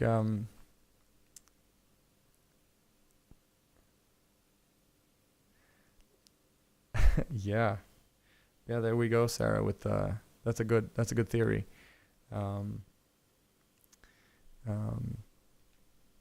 Like his eyes turning blue, that he would actually be marked by the Night King. Well, he was marked by the Night King, which I found really, like, that was nice. That was really good. I would have loved to see this kind of mark by the Night King corrupt him or something. That would be really cool. You know, it having any sort of consequence other than, oh, the Night King knows where you are now. You gotta pack up and leave. But first, let's do another vision. Pointless vision. Oh, season 6 wasn't perfect. Let's just put it that way. But yeah, I would have loved to see the corruption lead to something. And if it's, everyone keeps saying like, oh, you guys who are disappointed with the way Game of Thrones ended, you just wanted a happy ending. I would have fucking loved for Bran to kind of take over the world and be corrupted by the Night King, and like the Night King, I don't know, warging into him or something, having a totally sad ending where the bad guys win. I would have been fine with that if they would have done it well, but yeah.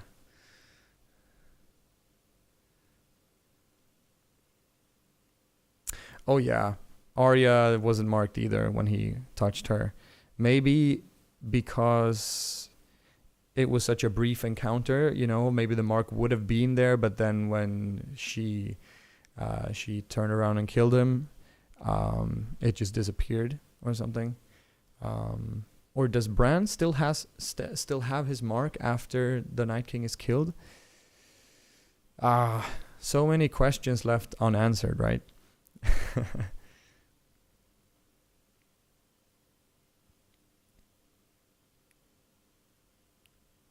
So what I look forward to seeing from the book in House of the Dragon, good question. I would like everyone to answer that, actually. Let me know what you guys think if you've read the book.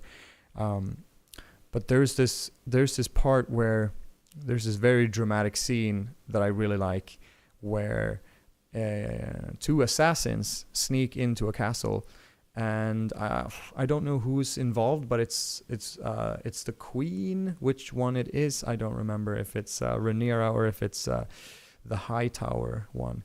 And the 2 assassins encounter this queen with her 2 sons in a tower or something, and they ask the mother, which one would you like to live and which one would you like us to kill, because it's a revenge mission. So one son has died on the other side of the civil war, and now they're coming back to kill one of the opposition's sons.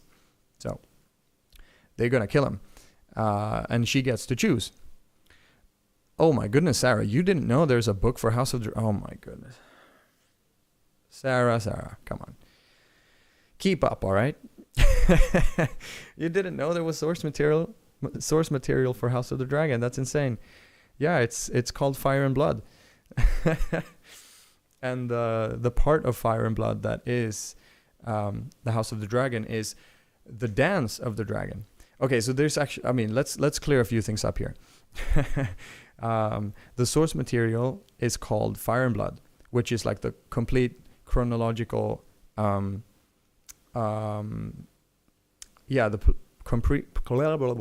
complete chronology of Targaryens from when they came to Westeros and up to present day with the original Game of Thrones story, I think.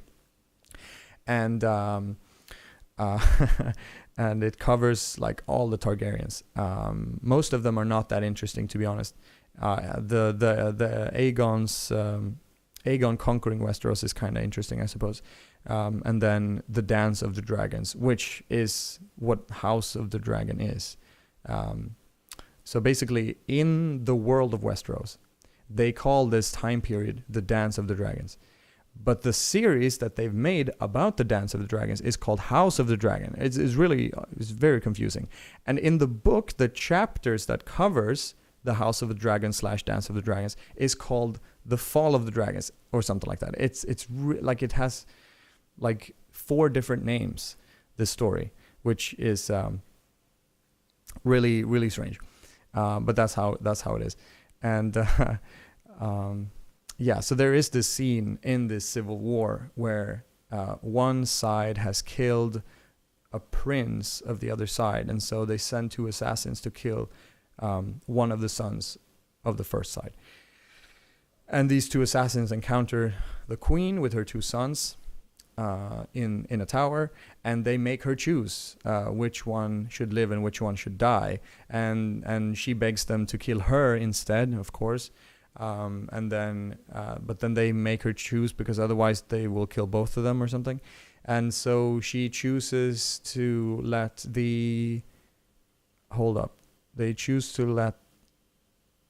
she chooses for the young son to die, I think, because he wouldn't understand. He's too young to understand, or something like that. No, she chooses for she chooses one of them in the end, and it's like, but they kill the other one. So she chooses one, and that's the one who gets to live. And then they kind of make this point that the boy who lives with the knowledge that his mom chose for him to die over his brother. So that's kind of interesting, I think. I hope that's gonna have like that's gonna be like a big deal in the show, because that's a really cool scene.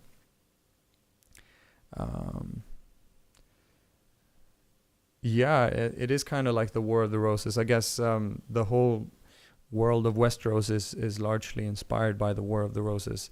I've been trying to get into the War of the Roses by listening to podcasts, reading books, and all this stuff, but I haven't come across a single book or podcast that covers the War of the Roses in a way that makes me understand how it's the inspiration for Game of Thrones, if you know what I mean. I would really like to know what events in particular and what people in particular that kind of acted as inspirations for Game of Thrones. So yeah, I think that'd be really interesting. And but yeah, I haven't come across books or podcasts that really cover that to my satisfaction yet. So if anyone knows where to get that, I'd like to know. But yeah, War of the Roses, famous inspiration for George. Yeah, you should really get on that book, Sarah. I mean, it's if you're truly a oh, thanks, finding a podcast. Good luck. Yeah, get on reading Fire and Blood. It's written not only by George, as I understand it. It's written by him and his assistants, I think. And that's why I think that his book, The Winds of Winter, and the rest of the books are going to actually be finished, whether he lives or not, whether George lives or not, because it seems that he has entrusted the books to his assistants to a large part. Well, to be fair, Sarah, you missed that one, and I have to say that I missed it for a long time too. I didn't realize that there was a book about that, yeah, with this Dance of the Dragons having so many names, it's no wonder you miss it. It's very confusing, to be honest. Yeah, exactly. The book is written from the perspective of a maester who's doing a chronology of the Targaryens. So it's like a book in a book. So we got some bookception going on in the world of Game of Thrones with this maester writing a book inside the book. Yeah. Maester, I don't know the name. It doesn't matter. It's some Citadel guy. And I really hope that we'll be seeing more of the Citadel in the show as well, because since the trailer kind of makes a big point about legacy, like what is the purpose of this life if not legacy, sort of.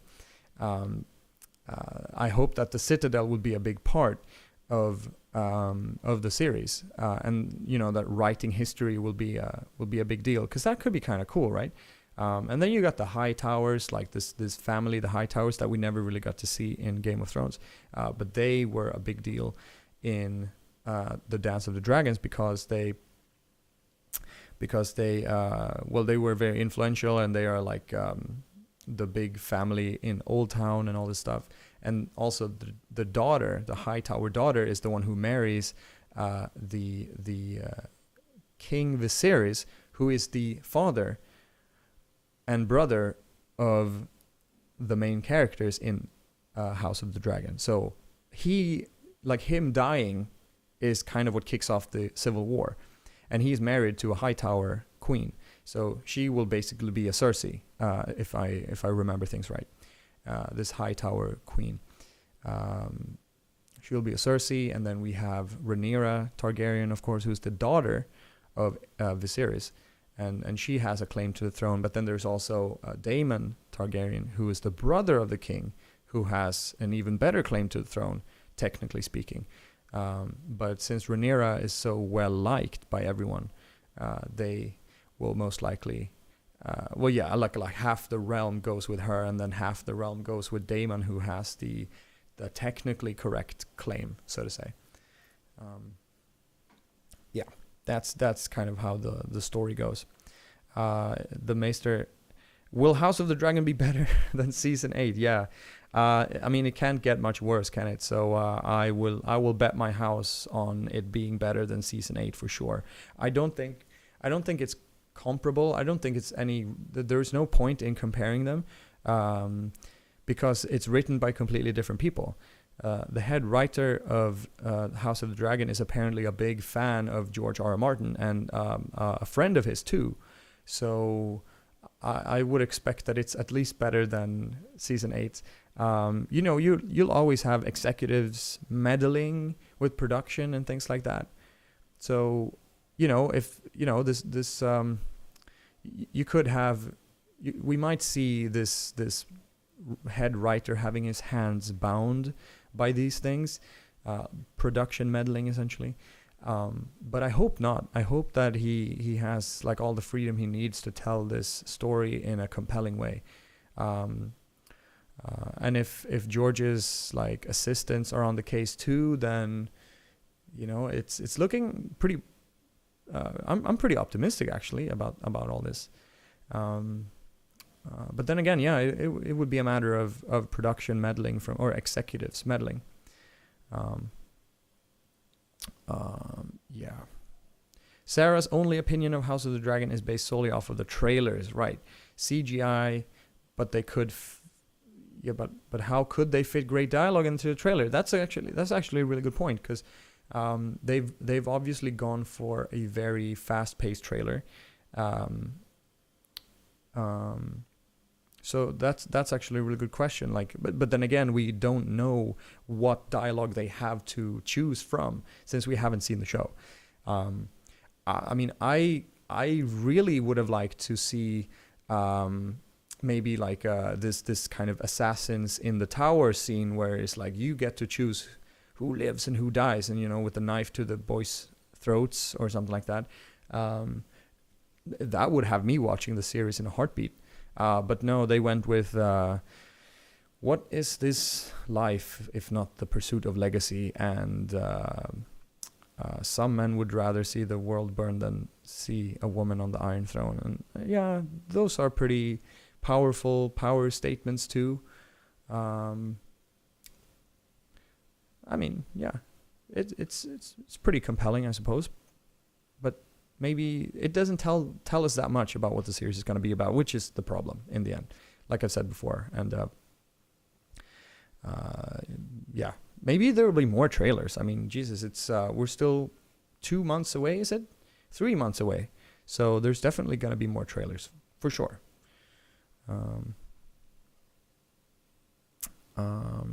Auntie Lou, thanks for the live stream. Well, thank you for tuning in.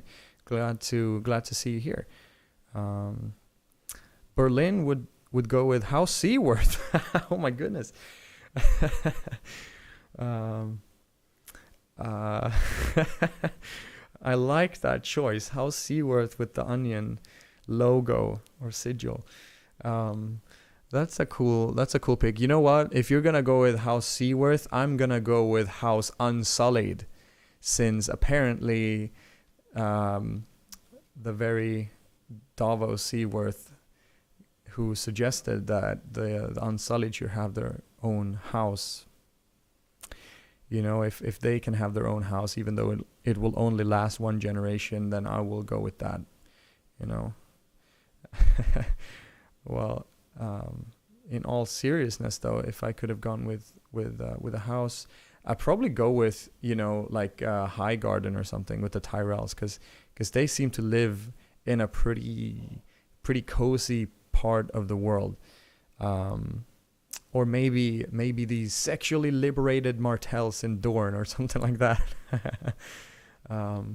Seems like the southern houses have their shit together, basically, whilst the others are squabbling over honor and whatever else, legacy. But yeah, being a Targaryen, maybe with dragons, that'd be pretty sweet. I mean, no one can really contest you if you have dragons, so maybe I'd go with Targaryens. But then again, all the pressure of being kings and succession and civil wars, maybe it's not such a great thing.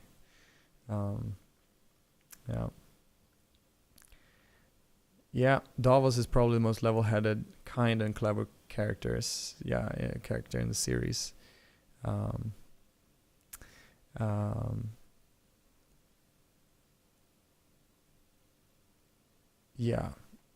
Is Davos your favorite character, Sarah? Because he's definitely up there with the best portrayals. Like that actor he definitely did not have the best lines in the show, I don't think. But man, he executed his performance is really, really solid. So yeah, you gotta love Sir Davos. And Stannis as well. I mean, another one of those characters that, so colorful while still being so gray, and really excellent portrayal as well, by his actor as well. So yeah. What's their sigil? A pair of shears? Berlin asks. Are we talking about High Garden now? Because their sigil is a rose, I'm pretty sure.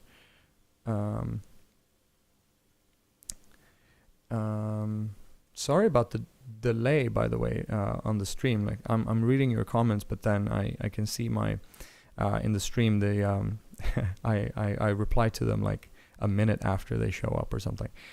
But I'm pretty sure that the Tyrell house sigil is a rose or something. A pair of shears. Is that maybe another house's? Maybe the gardeners.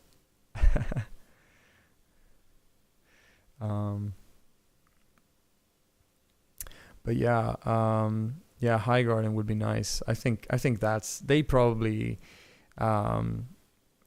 they probably have the nicest place to live, don't they? The Tyrells, and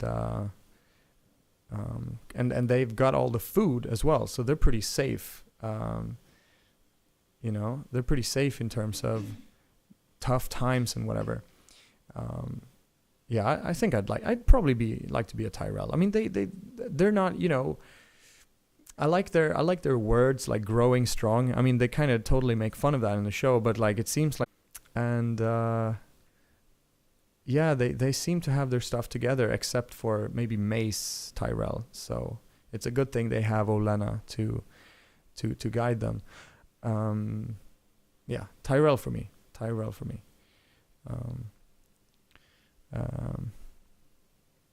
Haha, opinions are complicated. They have layers. Wow, that's a layered joke right there. I like it.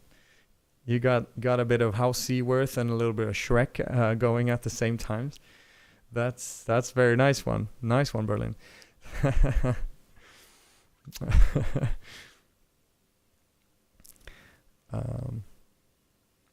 Ooh, good question, Sarah. If you had your own house, what would be the sigil and what would be the words? Ooh. Wow. That's a really good question. I think I would have this lovely. Wait, am I leaning the right way? I have to see my stream. I don't know which side is which. Wait, if I do, fuck, I don't even know. Which way is my hair? Yeah, okay, so I'm sorry, I'm not used to this streaming setup, and the stream is mirrored. I have to look this way to look at my lovely logo, the Culture Vulture logo. So it would have to be a vulture on a sea, over a sea, or over the ocean or something. House vulture. Sigil, a black vulture on a blue sea, or maybe it's a blue sky actually. And our words would be oops, yep, there's a cutout. Oh my goodness, I hope we're back. I think we're back. Let's see. Yeah, probably network issues.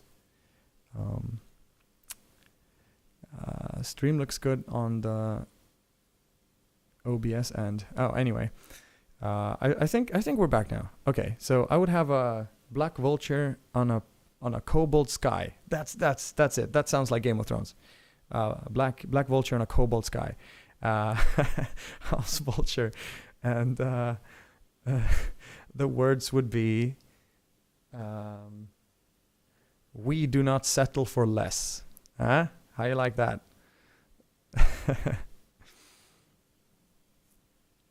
I was thinking it was similar to the Greyjoy house, who say we do not sow, and yeah, we do not settle for less. That's House Vulture.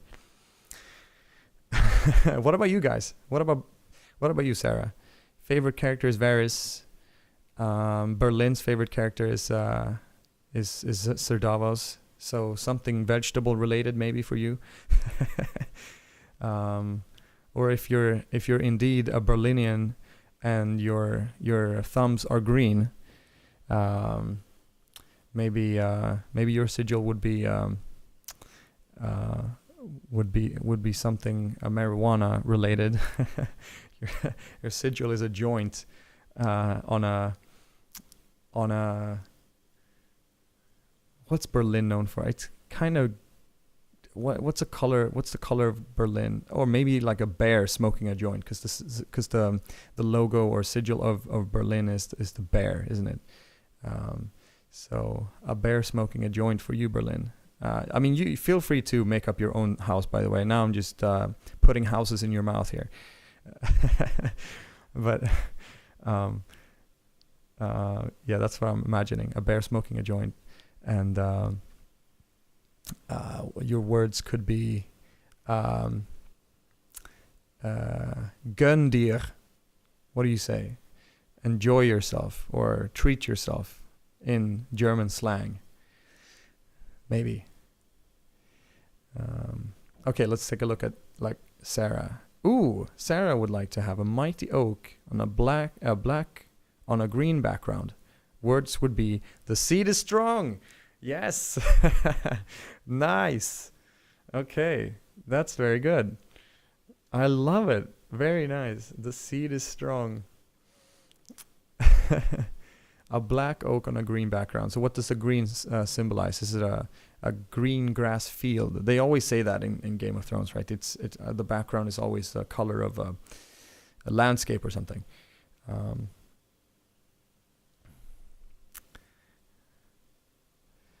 Auntie Lou's sigil would be a Tito and soda with lime. Okay, I don't actually know what a Tito is. I know what soda with lime is, and that's a good choice. I like a lime in my Coke Zero. You know, Coke Zero is what keeps me going to write these videos, by the way. Just no one was asking, but there you go. Soda with lime. So what's the background color of this sigil, Auntie Lou?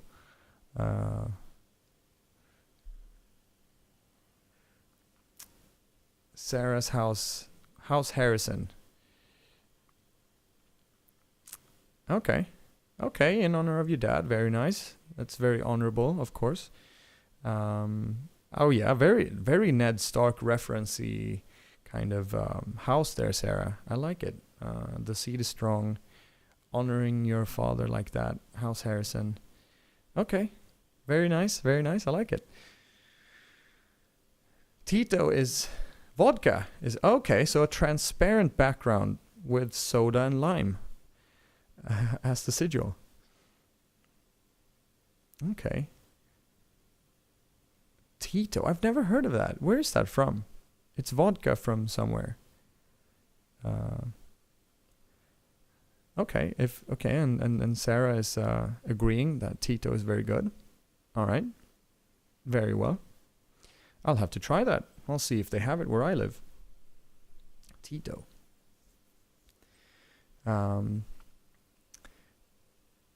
Okay.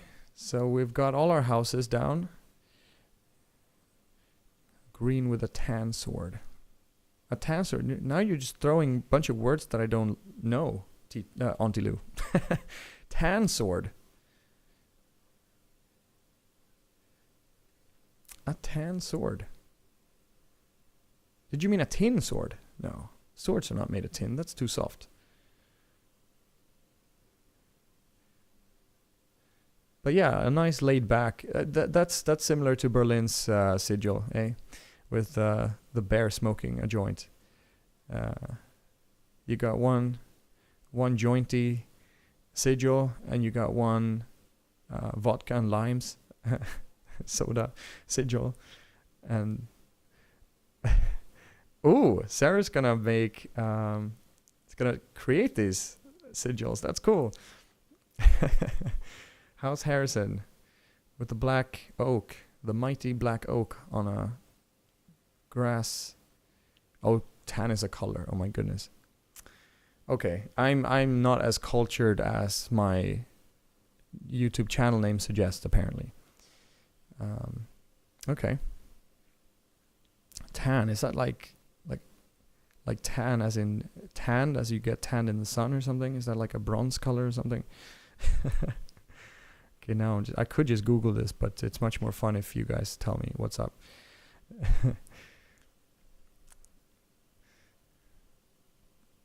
People are going to be too trashed in our kingdoms to play the Game of Thrones. Yeah, you know what?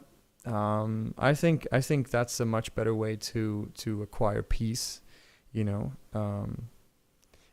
smoke joints, not war. If you know what I mean. Or make peace, not war. That's how you say it. But yeah, that's a good idea. I think I'm the one who my house with the vulture is the one that seems a bit more aggressive now. That all of you have very peaceful bear smoking joints and vodka and lime and mighty oaks. House vulture is gonna conquer. I'm gonna fly in on my mighty vultures like Aegon the Conqueror. I'm gonna be like Gandalf in the Lord of the Rings, flying in on those on those vultures. Or no, they're eagles that would carry him all that way, but they wouldn't carry Frodo to the Mount Doom. And just like Gandalf, my birds will only carry me so far. Auntie Lou wants to know what I think about the trailer of House of the Dragons. Good question. We did talk a little bit about that before, but basically my biggest takeaway is that it doesn't give off much. It doesn't let us know much about what the series is going to be about, which I find a little bit problematic. Because it kind of goes for like kind of a lot of dramatic effect, but without doing it because it has substance, but it's just like dramatic effect for the sake of it. Although it is a trailer, so I should not overthink it, but I was a little bit underwhelmed. I was kind of hoping to see more, especially with I was really kind of hoping to see this kind of scene where these two assassins sneak up into the tower and ask the queen which one of her sons that she would like to spare and which one of them she would like them to kill. That would have been a really good trailer moment, I guess. But again, they might just save that for when we're actually watching the show, which is fair enough, I guess, to not give off that spoiler, because that's a problem with a lot of trailers, right? In like a lot of modern trailers would give off too many spoilers about what the movie or the series is going to be about, so you kind of feel like you've seen the whole movie after having seen the trailer, which is a bad thing. So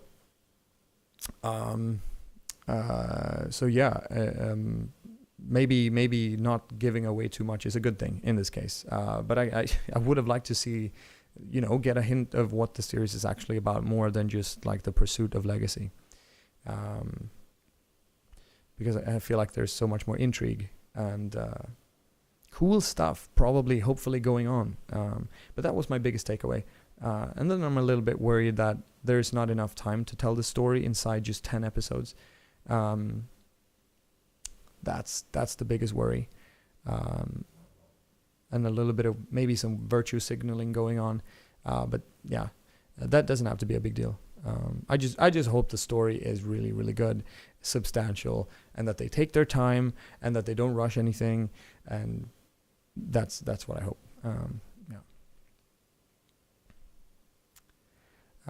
Trailers and teasers are similar. Because I'm doing a comparison video on this House of the Dragon trailer with the original Game of Thrones trailer, and that original Game of Thrones trailer was so much more substantial than what we've seen from House of the Dragon so far. It had like long quotes that really set the tone and everything. So a lot of dialogues.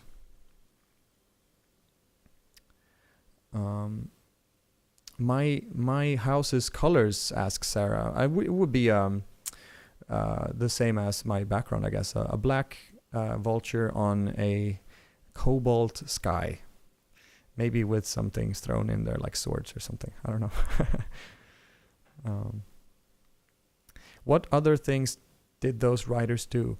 Yeah, so I think, as I understand it, the head writer of House of the Dragon it has been doing other things like writing books and working on TV before, if I remember correctly. I could be misremembering, so you could look it up. I could look it up.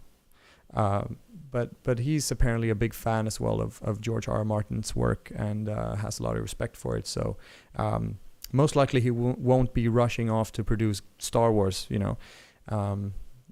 hopefully. But yeah, I'm looking forward to seeing what they do. I mean, I'm really positively inclined to the team that has produced House of the Dragon. The trailer was a little underwhelming, but whatever. There's going to be more, hopefully. So I'm still positive. What do you guys think? And while I wait for you guys to respond, is there anything else I could mention? This stream is already, oh my goodness, it's already been 2 hours. I do actually work full time on writing new videos, and you wouldn't believe that with the amount of time it's taken me to post videos, but they do take a really, really long time to make, because I like to be thorough when I make videos, right? And it's been 4 months already since I posted, but there are a bunch of things coming up, including this trailer comparison and a bunch of other interesting things about storytelling in particular. So I hope you guys will like that too. Been working hard on that. Yes, Sarah, go buy that book. Fire and Blood. Yes, and there's no Benioff and Weiss in there. Yeah, they can go produce Star Wars or something, or not, because they got fired from that. So yeah, good stuff.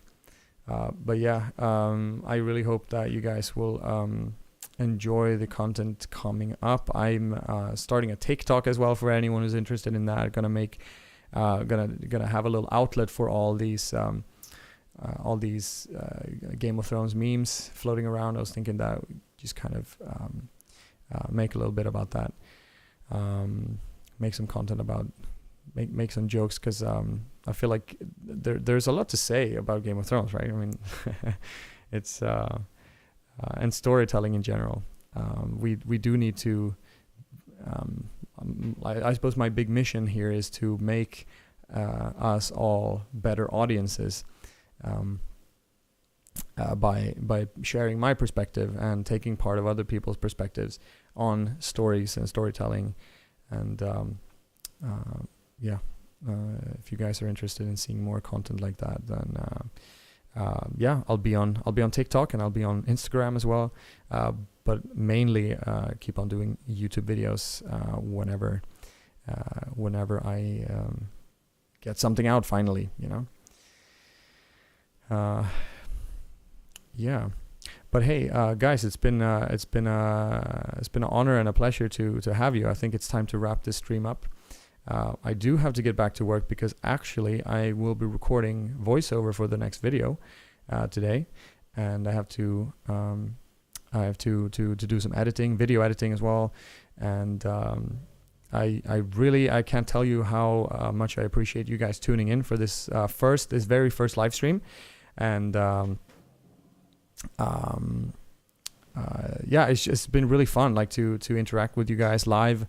I didn't expect anyone to turn up, you know, but here we are. We've had constant people in the stream, so that's really cool. I really appreciate you guys, and thank you so much for tuning in. And I hope to see you guys soon in another stream, and especially with House of the Dragon. I'll be doing some streams about that, and yeah. Oh, look at that! It's Justin Anderson. What would you know? Just as a little late to the party, just as we're about to wrap things up.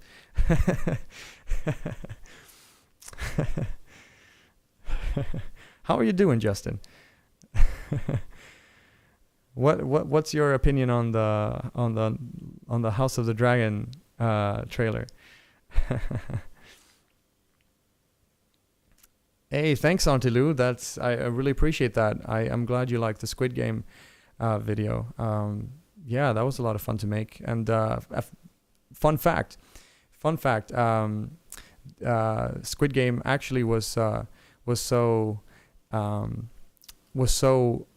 flawed, but it had so much potential that I was actually quite inspired about the potential that it did not live up to, that I started writing my own battle royale story, sketching out my own battle royale story. So for anyone who's interested, I'm actually writing a book now on the side. So got a lot of things going on, including a book project, right? So but that's really interesting. It's a battle royale story. I'll be telling you guys more about that once I have more to tell. But it's very exciting, and I've gotten some really good feedback on this story so far already. And I'm just really excited to tell you more about that when the time comes. But for now, I'll be focusing on posting my next damn YouTube video already. I know it's such a douchebag thing to talk about how you're not posting or something like that. You know, like, oh, sorry for not having posted in a while. It's like, yeah, dude, no one asked you. You know, no one cares. Just post whenever you have anything or when you have something. Yeah. But yeah, I'll try and post something soon for anyone who is curious. Yeah, thanks for the support, Justin. You're not not biased at all. For anyone wondering what he's on about and why he's so biased all of a sudden, it's because Justin is actually helping me with writing some of the videos coming out soon, which is really, really exciting. This guy knows what he's on about. So thanks for tuning in, Justin. And there you go. Shoot Justin some questions about what we're doing here at Culture Vulture, because he's a big part of it. Same for Sarah, who has provided some really, really good feedback, and is just a great person to talk to, and who's a fabulous nerd like myself when it comes to the world of Game of Thrones and good storytelling and all that. Yeah, thanks a lot, guys. Thanks, yeah, really, thanks for all the support. I really appreciate it. I mean, it's just incredible to be able to do this full time, and you know, just like having people enjoy the products of your work. It's really fantastic. So but yeah, I feel like my voice is giving out, actually. It's been almost 2.5 hours, and thank you all for tuning in, and I hope to see you in a future live stream soon. Might be doing this on the regular, actually, if people are interested. I'll be jumping on some whenever there's a new House of the Dragon trailer. I'll be jumping on that, and if there's something else worth talking about, can do that as well. But yeah, I won't keep you guys for much longer. Thank you very much for tuning in, and I'll see you around. Bye bye.